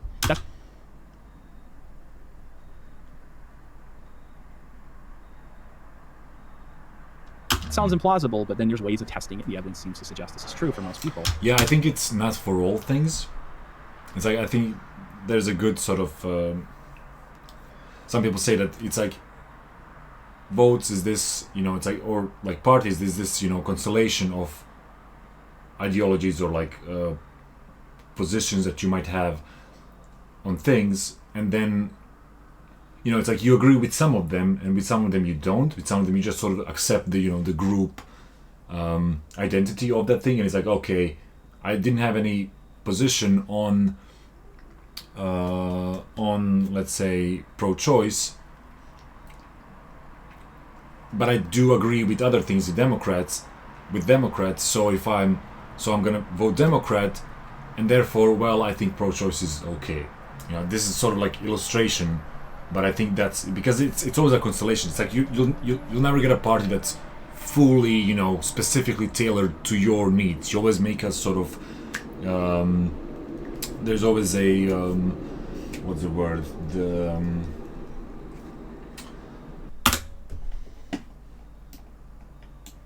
compromise.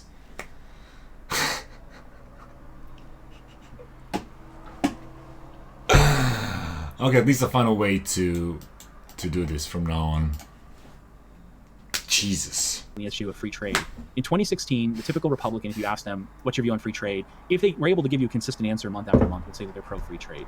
Donald Trump becomes the presumptive nominee, and they interview these same Republicans again and ask them, what's your view on free trade? And all of a sudden, they're protectionist. You would think that this is an entrenched view among Republicans, but it's not. You ask the same people, like, why did you change your mind? 3 months ago, you said you were pro-free trade. Now, a perfectly reasonable thing for them, well, I shouldn't say reasonable, but an understandable thing for them to say would be, Donald Trump had such good arguments against free trade, I changed my mind. That's not what they say, though. They say, what are you talking about? I've always been pro-protectionist. But they don't even... He's always bringing up that thing. It's like people will deny. Well, yeah. I mean, you can make a point that people rarely admit to changing their mind because it sort of makes them feel like they don't have the there's sort of integrity or realize that they changed their mind. Or you might take, say, attitudes towards Russia in the United States. It used to be that Democrats were pretty soft on Russia and Republicans were hard on it, but because of Trump's weird kind of entanglements with Russia, suddenly it became a marker of democratic identity to be like very warmongering towards Russia and anti-Russia, and for Republicans to be pretty soft. Like, so, Aiken and Bartel say...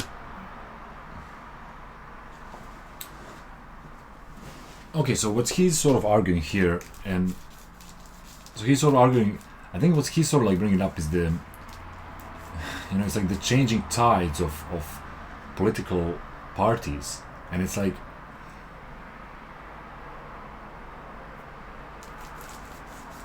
it's like, because the political party is sort of like a constellation of beliefs, them changing one belief or one stance on something, it's like that's the dynamics of these parties. That's what I think. And it's like, if they change one of the things, you get some of the voters go there because of that, or some of the voters go, or they gain some of the voters because they did that thing. So it's like it's very hard to imagine a world where each political party or where political parties are 100% consistent with their beliefs that they've made when they were creating a party. That would be a stupid thing. So there's no such. It would be very counterproductive because it's like it's very. I think all things should evolve over time and should sort of respond to the environment, and I think that's the only thing what's he's sort of bringing up. It's like I don't. So if he's going to make a point about like, oh, and then because so people who vote for these political parties, since the political parties change, that means that also people change with those political parties, and I do think that's true to some degree. But also then you might get people who switch back. It's like when it's over. When they change. When a political party changes a couple of things, it gets sort of like overwhelmingly different, so they lose some of the people. And if they change a couple of things, I don't think they lose so much people. So the political parties are also trying to sort of like optimize and change dynamically to get the most votes. On the argument that people also change with their political parties and they also sort of adapt to what the political party, that's kind of the thing that he was talking about before, and that's sort of like allegiance to one party or like allegiance to one thing, and this sort of group identity, like, well, I was always a Republican, I'm going to be Republican now, and it's like no matter what happens, they kind of just vote the same way, and that's it. That's the thing that here we had the so those are these guys, no issue, no, or party identification, and yeah, it's like there's a fun thing that dominant right-wing party in Croatia is actually very left-wing, and it's like if you would tell that to all the people, if they would just look at the policies they're making, it you would see that it's a left-wing party. But if you would tell that to the voters for that party, they'll be like, no way, that's a right-wing party, I always voted right, and You would think that if anything, attitudes towards Russia were totally entrenched in American ideology, but it turns out, nope, that's just another thing that we use to sort of root for our team. Yeah, and so the fear is...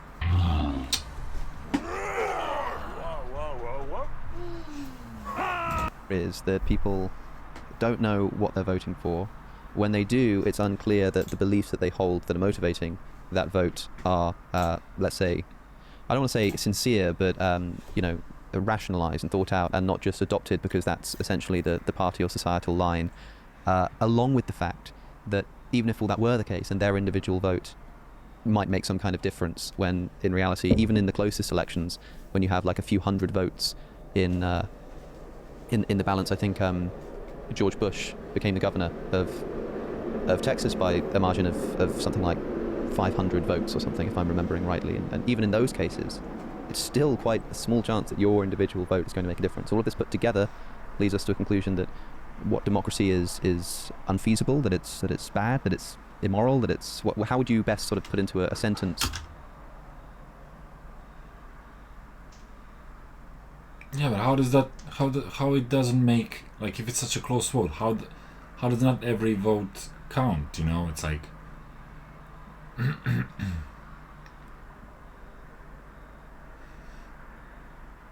So you cannot deprive people.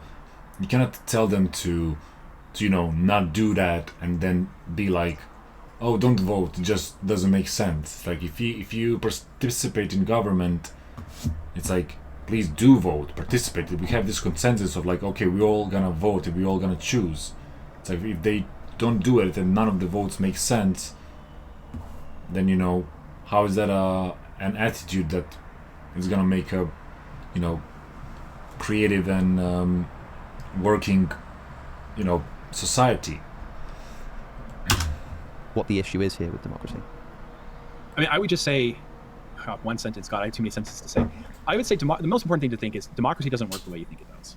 Right? Okay. That's takeaway. Regardless of any kind of value, a judgment you put on it, it doesn't work the way you think it does. So once we get an account of how it works, then we can start asking what kind of value it has. So one argument and we can actually change it. People make, like Winston Churchill makes, is it's the worst form of government except for all the others. That might still be true. We can still make a comparative case and ask, of all the feasible alternatives, how do they match up according to some external values? Right? Maybe it is in fact the best. Maybe there's alternatives that could work better. However, I do think that there is a built-in criticism of democracy that comes with this. So that is, I think that I have this idea I've been pushing called the competence principle, which I see as a principle of legitimacy that is not itself a full theory of governmental legitimacy. It's just a principle that, regardless of your background ideology, I think you should insert into your theory. In fact, I think you probably already believe it if you think about it. And this theory says that anyone who is going to exercise political power over somebody else, at least if it's a high-stakes decision, has an obligation to act competently and in good faith. Right? And then I think democracy runs afoul of that obligation, or frequently does. So the analogy I like to use is to think about a trial by jury. Let's suppose that you've been accused of first-degree murder, or whatever the equivalent is in the UK. I don't know if you have that distinction, but whatever the worst form of murder is, intentional, premeditated, cold-hearted. Let's say you've been accused of that, and you have a jury trial. And during the trial, the jury doesn't pay any attention to the evidence; they just completely zone out, and then they decide to flip a coin. And they find you guilty on the basis of a coin flip. Or they decide to find you guilty because they just don't like people like you. Maybe they don't like your religion. Maybe they don't like you as a person. Or perhaps you own a rival business. You own a bagel shop. They own a bagel shop. They want to put you out of business, so they find you guilty. Or they do it because they're just mean. They just think it'd be fun to watch someone suffer, and they know that jail stinks, so they're going to put you in jail. Or let's say the evidence is given to them, but they're just completely unable to understand it. It's just above their heads. It goes over their heads, so they find you guilty without understanding what they're talking about. Or imagine they have like weird conspiracy theory beliefs. They think that you are a member of the Illuminati, or the Knights Templar, which is a secret organization still around destroying the world, or you're one of these lizard people that secretly rules the world, and they find you guilty on that basis. In any of these situations, we would think that the jury's decision is unjust. And not just unjust, but that if we knew that they made this decision, we should not enforce it. And in fact, in the US, in certain states, if you can demonstrate that the jury has made the decision on one of these bases, ignorance, malice, selfishness, irrationality, etc., you can get a new trial, because you're part of the idea of a fair trial, that like they have to know what they're doing. So I think that that's right, but I think if you think about why that applies to a jury, it applies not only to juries, it applies to generals and presidents and prime ministers and members of parliament.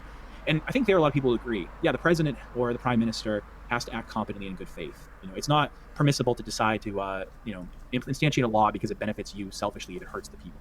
Or you're not... Yeah, and it's like the democratic, let's say, the thing that's the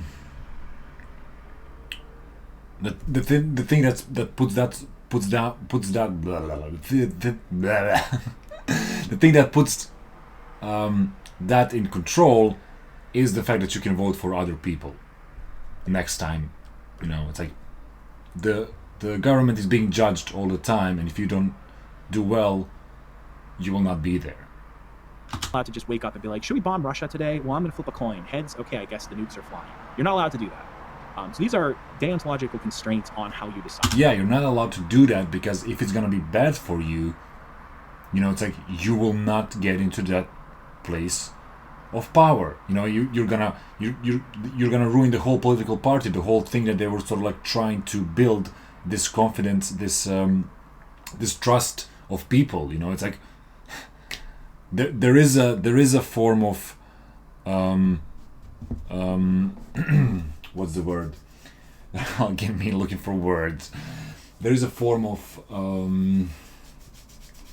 how would I say, evaluation of competence through evaluation of past actions. What's the word for your? Okay, let's do this thing.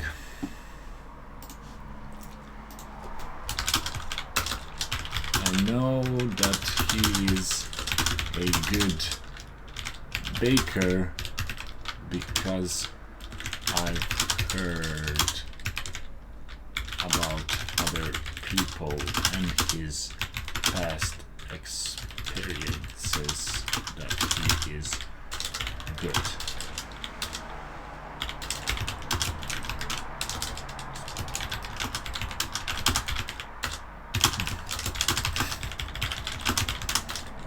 I think I'm gonna fucking just fry my brain of not actually trying to remember this word, but using LLMs to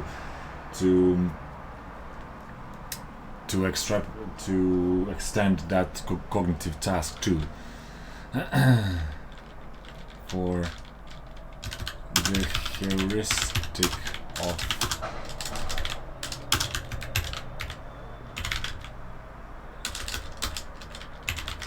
decisioning.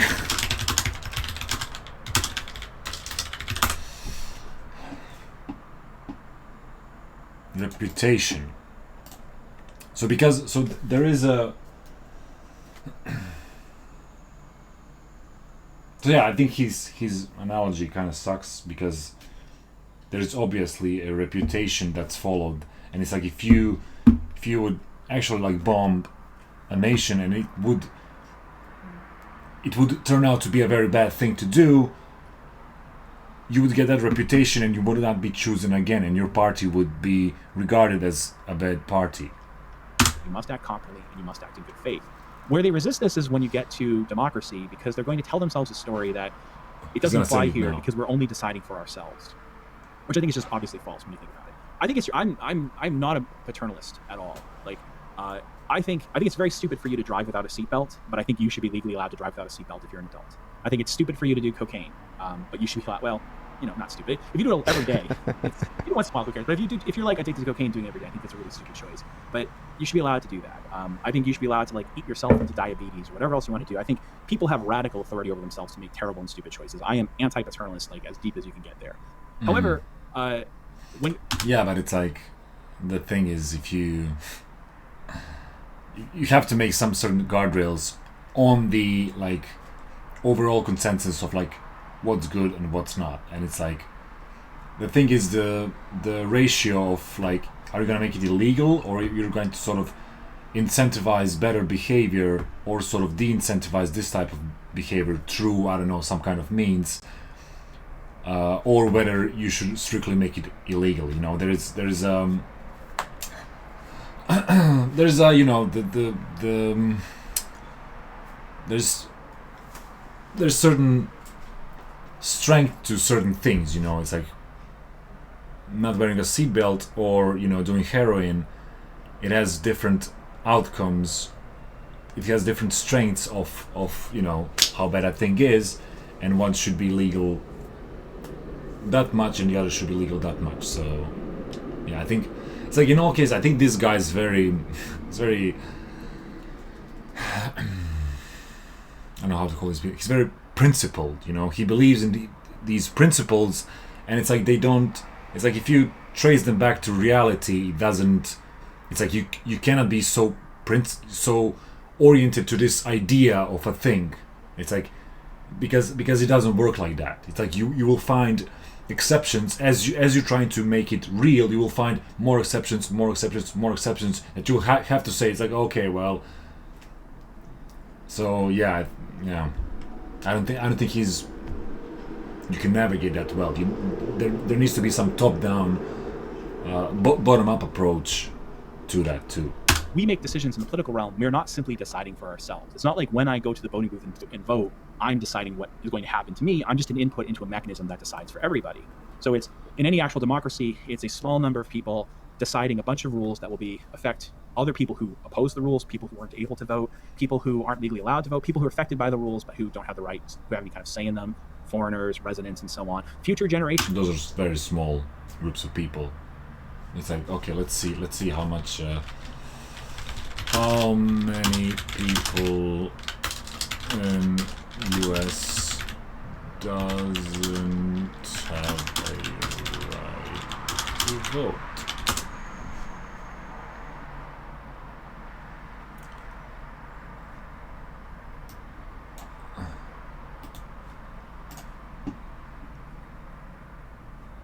$3.5 million of them. Well, Obsessed Daily Beast says.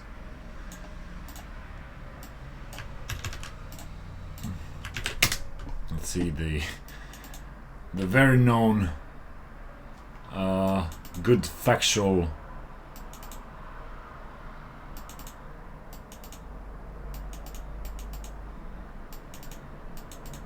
okay, well, under the age of 18.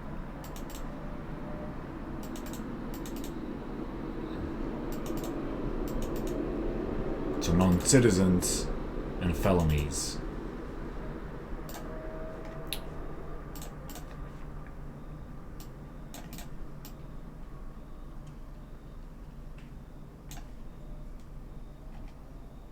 I'm not gonna find a good statistics. Is there or like reliable, just now quickly? But yeah, it's like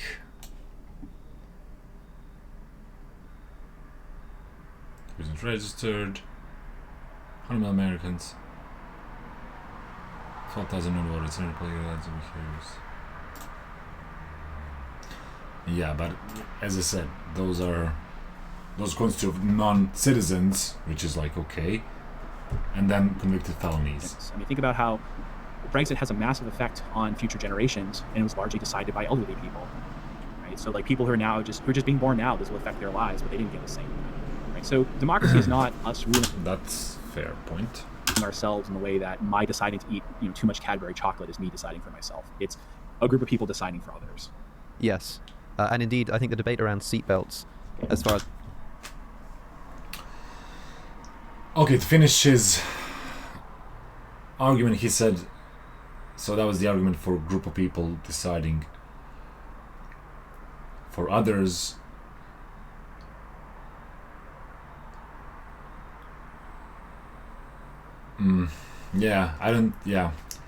It's like maybe the sort of the age, so the ones below 18, and you vote in the future.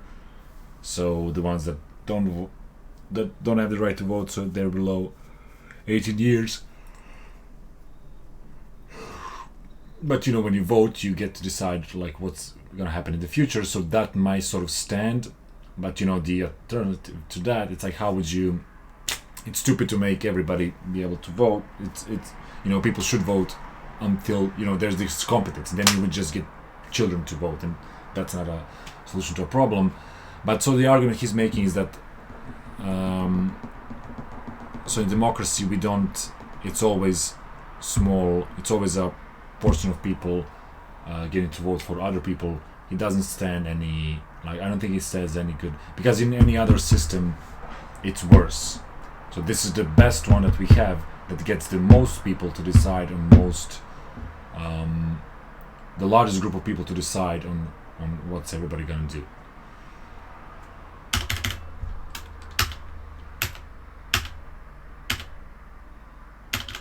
It's like as deep as you can get there. However, when we make decisions in the political realm, we're not simply deciding for ourselves. It's not like when I go to the voting booth and vote, I'm deciding what is going to happen to me. I'm just an input into a mechanism that decides for everybody. So it's in any actual democracy, it's a small number of people deciding a bunch of rules that will affect other people who oppose the rules, people who weren't able to vote, people who... So small number of people who decide the rules, who were voted there to decide the rules. And then if you have, it's like, and the mechanism, if they decide the rules that are wrong, they will be outvoted. They will be outvoted to not decide the rules again. I mean, in practice, okay, I agree with the thing that in practice is not so smooth. It's like in theory, it's like, oh yeah, but then just vote. But it's like, will the other party put somebody who's more competent, and how much influence they will have on policy making? It's like there's more friction in real world. It doesn't just go as smooth as that. But theoretically, I still think it's the best. Is the best out there for now. Who aren't legally allowed to vote, people who are affected by the rules but who don't have the right, who have any kind of say in them, foreigners, residents, and so on. Future generations. And you think about how Brexit has a massive effect on future generations, and it was largely decided by elderly people, right? So people who are just being born now, this will affect their lives, but they didn't get a say in that, right? So democracy is not us ruling ourselves in the way that my deciding to eat too much Cadbury chocolate is me deciding for myself. It's a group of people deciding for others. Yes.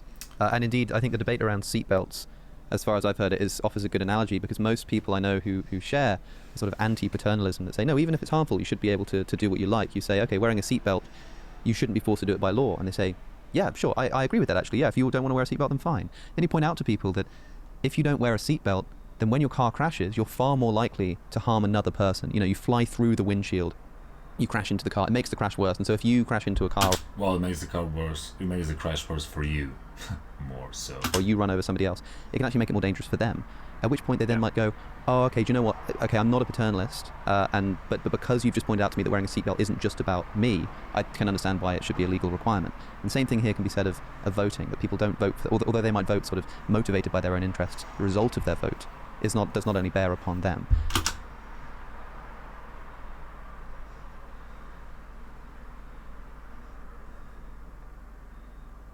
Of course it doesn't.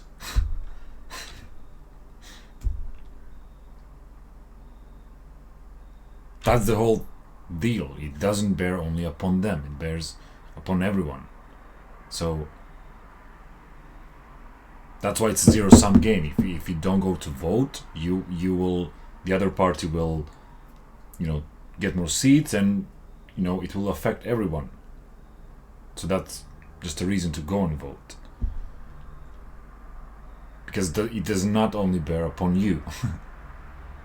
And again, I think this is something that people can understand. I think people will. It's sort of it's somewhat radical in a democratic society to suggest that this makes democracy illegitimate or something. But it's not a sort of unintelligible view to most people. They get it immediately what it is that you're saying. The problem, of course, the most important problem that people will always raise, is that once you start saying that there needs to be some kind of competency test in order to exert political power, including voting, somebody has to design this test. We have to figure out how we're going to test for competence, and also. I just designed it now. So how we're going to prevent that test from being politically exploitable to determine who can and can't vote based on pursuit of political aim. What do you have to say about that? Yeah, that's the most important thing. It might very well be that this is a real complaint about democracy, and the answer is, well, we can't do any better. Sure, yeah. We might be able to say things like, perhaps proportional voting is better than first past the post voting, and that leads to better government. Or perhaps a parliamentary system is better than a presidential system, and that leads to better government. But these are all variations on democracy. By the way, this question about competency, even radical Democrats worry about this. So one way of reading people like Habermas and Dreisig and other deliberative Democrats is that, in their view, for democratic decisions to be legitimate, they have to meet very, very stringent considerations of rational deliberation. And in matter of fact, no government's meeting. Even Switzerland isn't meeting these standards. So there are people who are seen as radically democratic, but if you take their philosophy as stated, what they would also be saying that government as we see it is not very good. And Yes. you actually can get people to say that in practice. Like when I debate my frequent debate partner, Helen Landemore, I'll often complain about like what we see in the real world. And she goes, who says that's democracy? That's not real democracy. And she means that great point.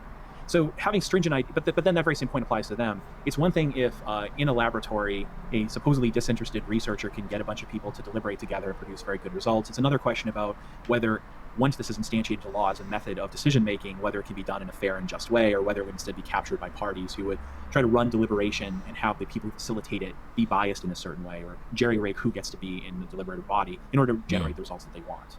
So I think this is a super important criticism, and it's the kind of criticism I myself bring it up in the book, because one of the things I tend to think philosophers ignore is the issue of government failure. Like, things will not work the way that you want. Philosophers have a tendency to say, imagine angels running a political system, how would it work? And I go, if we're going to imagine angels, we can just be anarchists. So every time we're talking about government, we're talking about flawed people.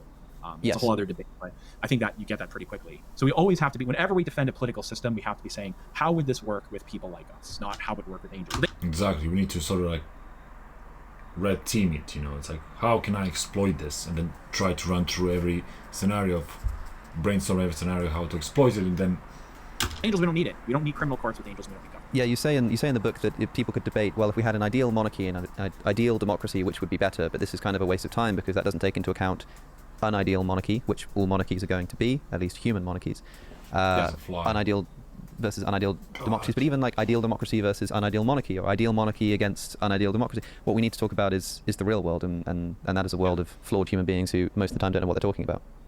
Right. अस्सलामुअलैकुम, हम लोग साफ पानी USA की तरफ से मटियाला के एक गांव में मौजूद हैं जहां पे यहाँ की community. So for this reason, I think what I'd like to do, if I could mess around with this, is really experiment with different kinds of systems on a small scale in relatively stable and non-corrupt environments, and sort of see what works and learn from it, and then scale up. In a way, I think of it like, as a person who's considering alternatives to democracy, and that thing applies, by the way, to deliberative Democrats themselves, even though they see themselves as trying to make democracy work in a truly democratic fashion. You don't really know till you try it. We know there are always going to be unintended consequences when we scale something. So we have to experiment on a small scale and see what works and then scale up. For that reason, I think the kind of political system I'd like to experiment with is what you might call enlightened preference voting. So there's this method in political science and economics right now where you use statistics to try to assess things like what influences why people vote. So for instance, I was giving a talk at Wellesley College a few years ago for like some winter session that they had, and I was telling them about how economists tend to overwhelmingly favor free trade. They can think of special circumstances where it's not efficient, but they say in the real world, those don't attain that much, and you can't really trust politicians to judge anyway, so let's just have free trade. And a student raised her hand and said, yeah, but economists are weird. They tend to be, like, compared to the demographics of the public as a whole, they tend to be skewed male. They tend to either be white or Asian. I don't like that category Asian that Americans use, but because it's not a race, but whatever, Asian, as opposed to other ethnicities. They tend to be upper middle class or rich, which is all true. So how do we know that economists thinking this is not a result of them being white/Asian, rich, and et cetera? And I think she thought I was going to be really bothered by this. And I said, no, actually, that's a perfectly legitimate scientific hypothesis. That's what's causing it. But you're going to be interested to find out that economists have actually tested this hypothesis. And one way you test it is to find out what people's beliefs are and then control for information and control statistically for their demographics. And what you find is actually, all things equal, being rich tends to make you slightly anti-free trade, right? Not pro, anti. It actually has a negative. Okay, ranked choice voting. Voting. I think this is cool. So you get to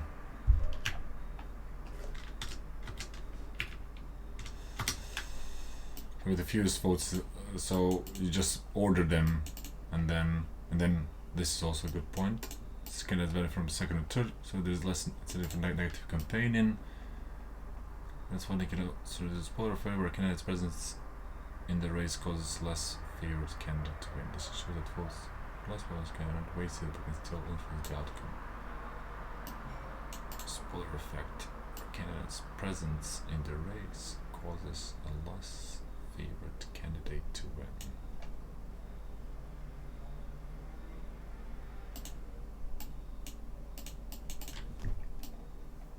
Okay.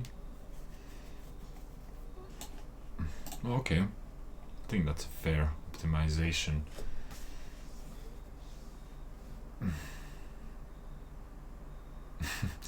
But it's like people would just be like, oh well, one and then random all the others. Because of the exact thing that he was saying, like, who has the, it's like very small percentage of people are well educated to know every candidate and how they would sort of like rank them. So yeah, that's why I think that's a good It's solution. the information that economists thinking this is not a result of them being white / Asian rich, which they tend to be. Wellesley College a few years ago for like some winter session that they had, and I was telling them about how economists tend to overwhelmingly favor free trade. They can think of special circumstances where it's not efficient, but they say in the real world, those don't attain that much, and you can't really trust politicians to judge anyway, so let's just have free trade. And a student raised her hand and said, yeah, but economists are weird. They tend to be, like, compared to the demographics of the public as a whole, they tend to be skewed male. They tend to either be white or Asian. I don't like that category Asian that Americans use, but because it's not a race, but whatever, Asian, as opposed to other ethnicities. They tend to be upper middle class or rich, which is all true. So how do we know that economists thinking this is not a result of them being white / Asian, rich, and et cetera? And I think she thought I was going to be really bothered by this. And I said, no, actually, that's a perfectly legitimate scientific hypothesis. That's what's causing it. But you're going to be interested to find out that economists have actually tested this hypothesis. And one way you test it is to find out what people's beliefs are and then control for information and control statistically for their demographics. And what you find is actually, all things equal, being rich tends to make you slightly anti-free trade, right? Not pro, anti. It actually has a negative effect. It's the information it's economists' information that makes them pro-free trade. Even if you look at the American National Election Studies, which are surveys done of Americans every 2 years, finding out, which often give them a multiple choice test and find out who they are and what they know, you find that information as an isolated variable pushes towards free trade, whereas various demographics push for and against it. So I don't get it. Statistics to try to assess things like what influences why people vote. So for instance, I was giving a talk at Wellesley College a few years ago for this kind of political system I'd like to experiment with is what you might call enlightened preference voting. So there's this method in political science and economics right now where you use statistics to try to assess things like what influences why people vote. So for instance, I was giving a talk at Wellesley College a few years ago for like some winter session that they had, and I was telling them about how economists tend to overwhelmingly favor free trade. They can think of special circumstances where it's not efficient, but they say in the real world, those don't attain that much, and you can't really trust politicians to judge anyway, so let's just have free trade. And a student raised her hand and said, yeah, but economists are weird. They tend to be, like, compared to the demographics of the public as a whole, they tend to be skewed male. They tend to either be white or Asian. I don't like that category Asian that Americans use, but because it's not a race, but whatever, Asian, as opposed to other ethnicities. They tend to be upper middle class or rich, which is all true. So how do we know that economists thinking this is not a result of them being white / Asian, rich, and et cetera? And I think she thought I was going to be really bothered by this. And I said, no, actually, that's a perfectly legitimate scientific hypothesis. That's what's causing it. But you're going to be interested to find out that economists have actually tested this hypothesis. And one way you test it is to people's beliefs are, and then control for information and control statistically for their demographics. And what you find is actually, all things equal, being rich tends to make you slightly anti-free trade, right? Not pro, anti. It actually has a negative effect. It's the information that it's economists' information that makes them pro-free trade. Even if you look at the American National Election Studies, which are surveys done of Americans every 2 years, finding out, which often give them a multiple choice test and find out who they are and what they know, you find that information as an isolated variable pushes towards free trade, whereas various demographics push for and against it. So I told her about this research, and she was like, oh, cool, yeah, now we know. So this is something that economists and others have been doing. It's like, if we want to know what causes you to think what you believe, we can do is find out what you know, find out who you are, and then just use basic statistics to isolate each variable to see how it affects your attitudes. So, and so one thing economists and political science are doing with this is trying to estimate, like, what would the public support if only it were fully informed? What would the public support if it were completely ignorant? And this has been a method around for decades. So what if we use this as a way of kind of simulating an informed public?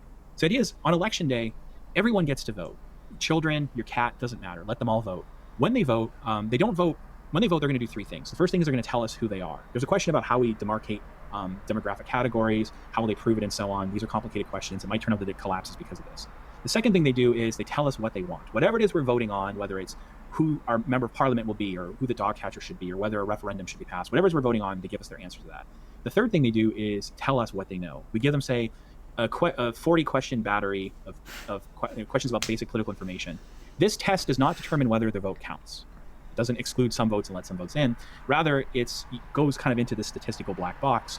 And now what you do is, when you get this set of data with lots and lots of people, what you can do is estimate what would a demographically identical public have voted for if only it had gotten a perfect score on this test. It's possible that there will be radical divergence. It's not built into the system that they're going to converge on something. But that's sort of like a way of estimating, if I could wave a magic wand and make it so the public knew what it was talking about, what would it have supported?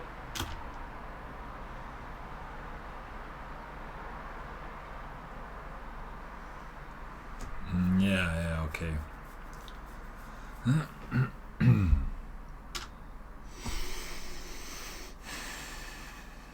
Yeah, two, yeah. It's like we're having a hard time to get people to vote now. It's like, how would they vote if that was what they needed to do? As opposed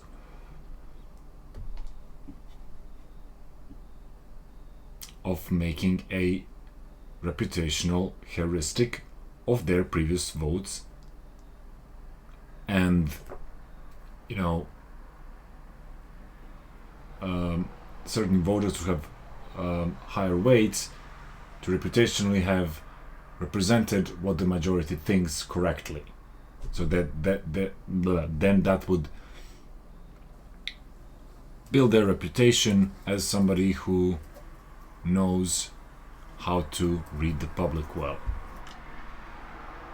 And those people get more weight in their votes. So then, as you said, the big question is who decides what goes on the test? Yeah. I mean, also, I wanted to just I mean, you said in this case, it's not that your performance on the test determines whether you can vote or not.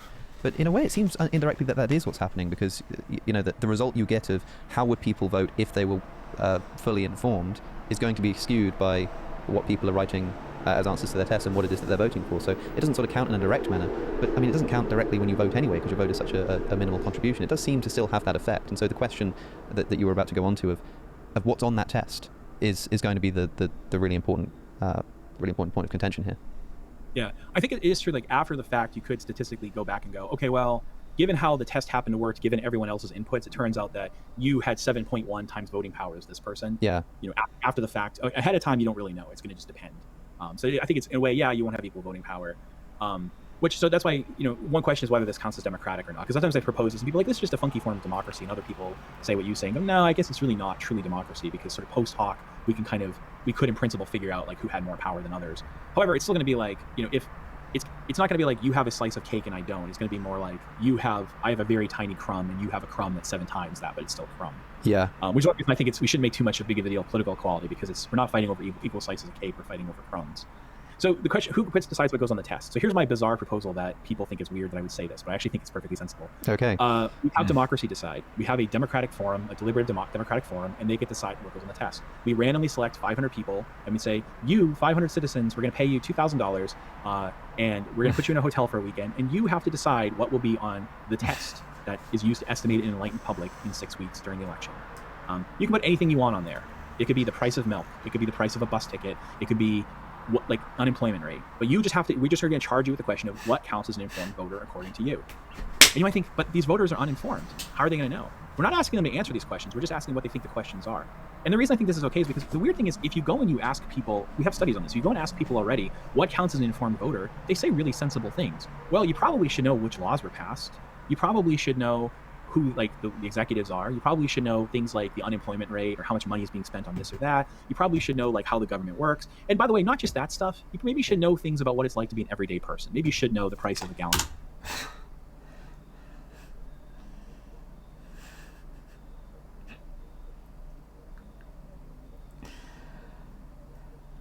Yeah. Why don't you just elect people who know those things, and then they get to decide. Oh, it's called democracy. And you have a shortcut of trusting them because they've presented competence in knowing this information, so you vote for them so you don't have to know all of those things. Right. That's what they say. And then you're like, cool, what are the answers to those questions? And they don't know them. So it's kind of like if you've ever been in a class where you've done well enough in the class to sort of know what questions are going to be on the final exam, but not well enough to answer them.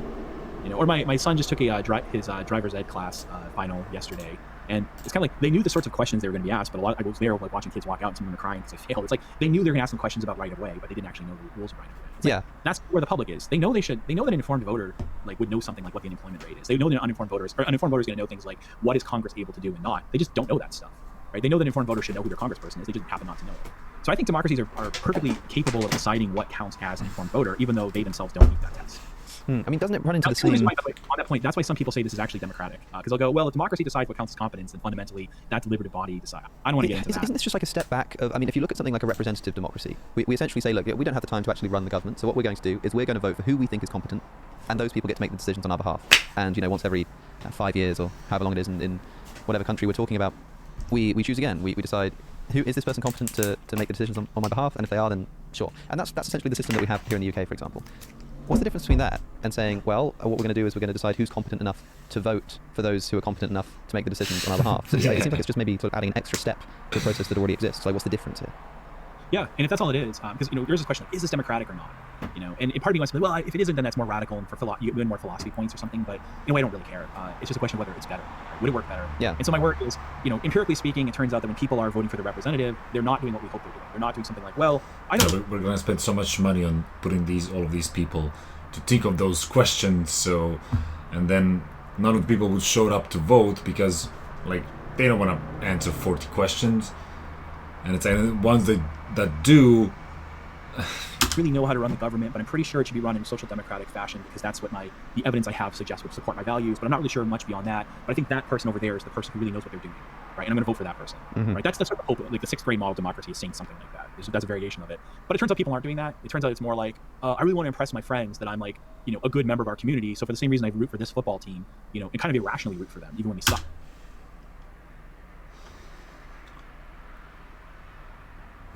Okay, I get his point. So he's trying to sort of like eliminate those more not irrational, but more, group psychology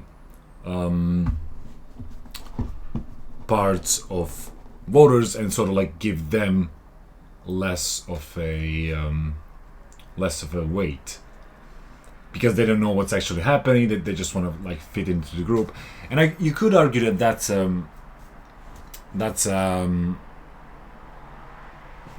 it's a good idea to do that because they don't actually care about what's happening, and if you get a lot of people who are like that, it's one of those things like 100 stupid people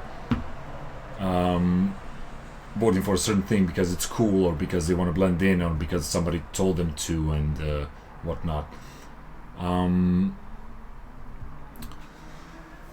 But